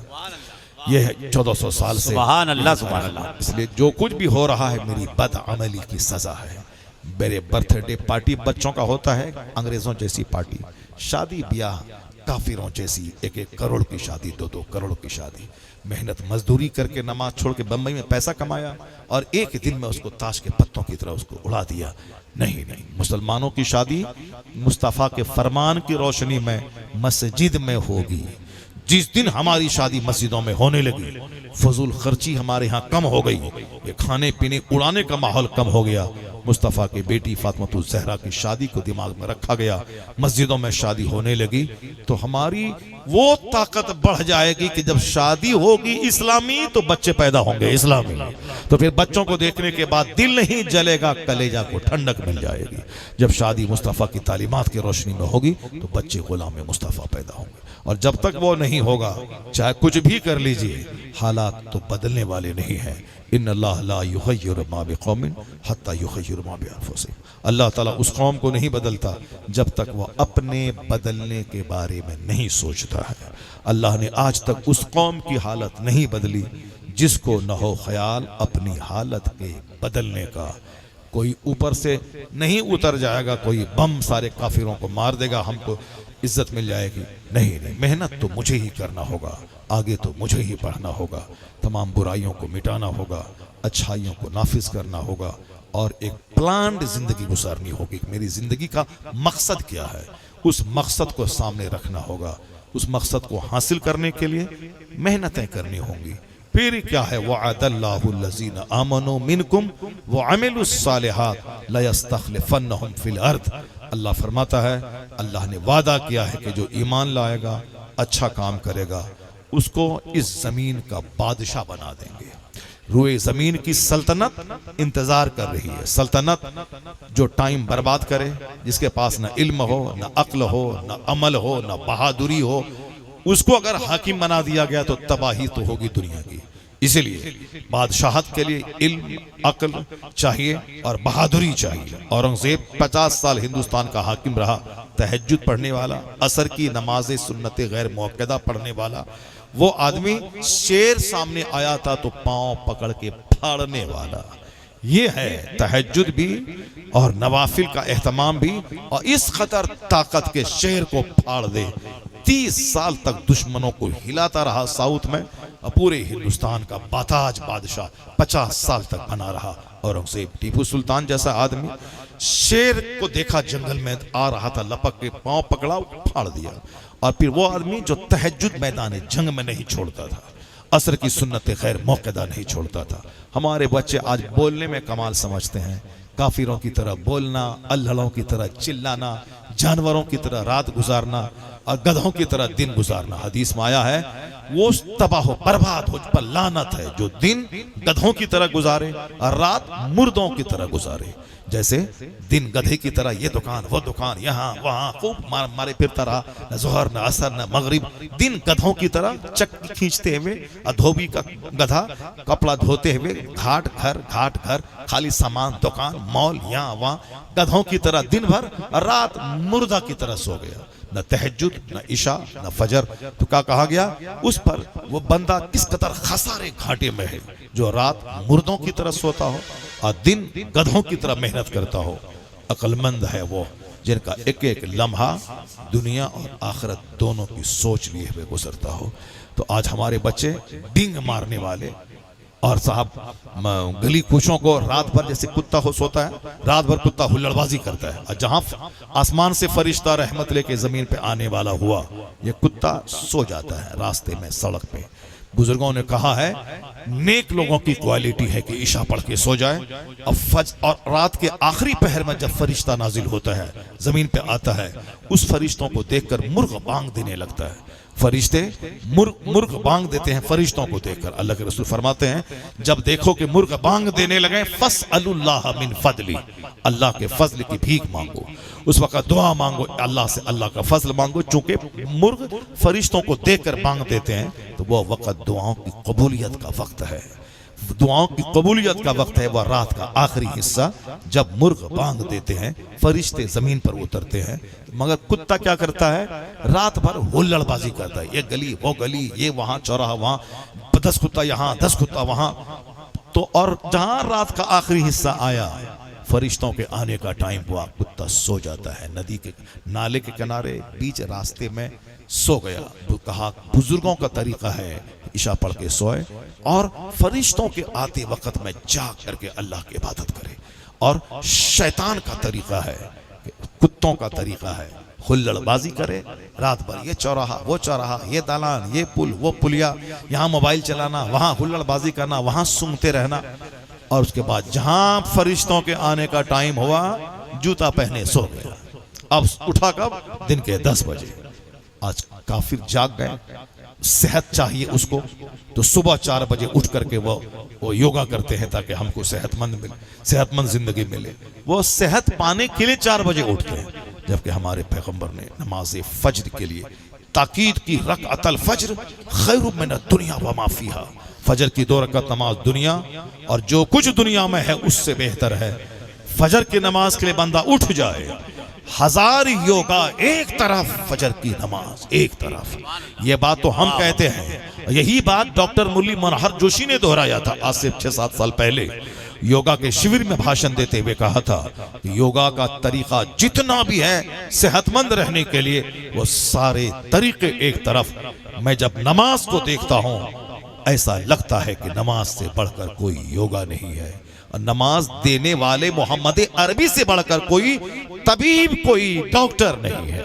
यह कौन बोला? भाजपा पार्टी का cadre leader doctor Manohar Joshi, जो कभी वजीर तालीम रहा है। उन्होंने कानपुर के योगा शिविर में तकरीर करते हुए कहा था, नमाज को जब मैं देखता हूँ, खड़ा होना, रुकू में जाना, सजदे में जाना, ध्यान केंद्रित करना, और हर दिन 24 घंटे में 5 बार जाना, या और हर रकात में कई बार खड़ा होना, और हर नमाज के टाइम में कई बार कहते हैं जब मैं इसका सजदा, इसका रुकू, इसका क़याम, इसका कंसंट्रेशन, ध्यान, जब ये सब मैं देखता हूँ तो ऐसा लगता है कि इससे बढ़कर कोई योगा नहीं है।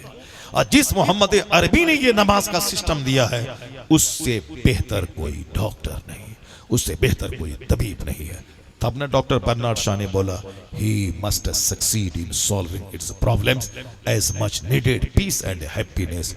जो मुस्तफ़ा के उसूल और ज़ाब्ते को अपनी ज़िंदगी में नाफिज करेगा, वह ज़रूर अपने मसले के हल करने में कामयाब हो जाएगा। अल्लाह तबारक व तआला हमको और आपको, दुनिया के सारे मुसलमानों को अच्छी बुद्धि दे, अच्छी समझ अता फरमाए।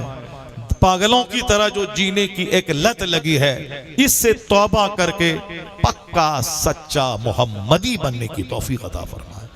औलिया और सालिहीन के सजदों की खैरात अल्लाह अता फरमाए। हम सबों के दिल दिमाग में इबादतों का शौक अल्लाह अता फरमाए। बुराइयों और गुनाहों के कामों से नफरत अता फरमाए। आमीन। व आखिरु दाअवाना अनिल हम्दुलिल्लाहि रब्बिल आलमीन। मुस्तफा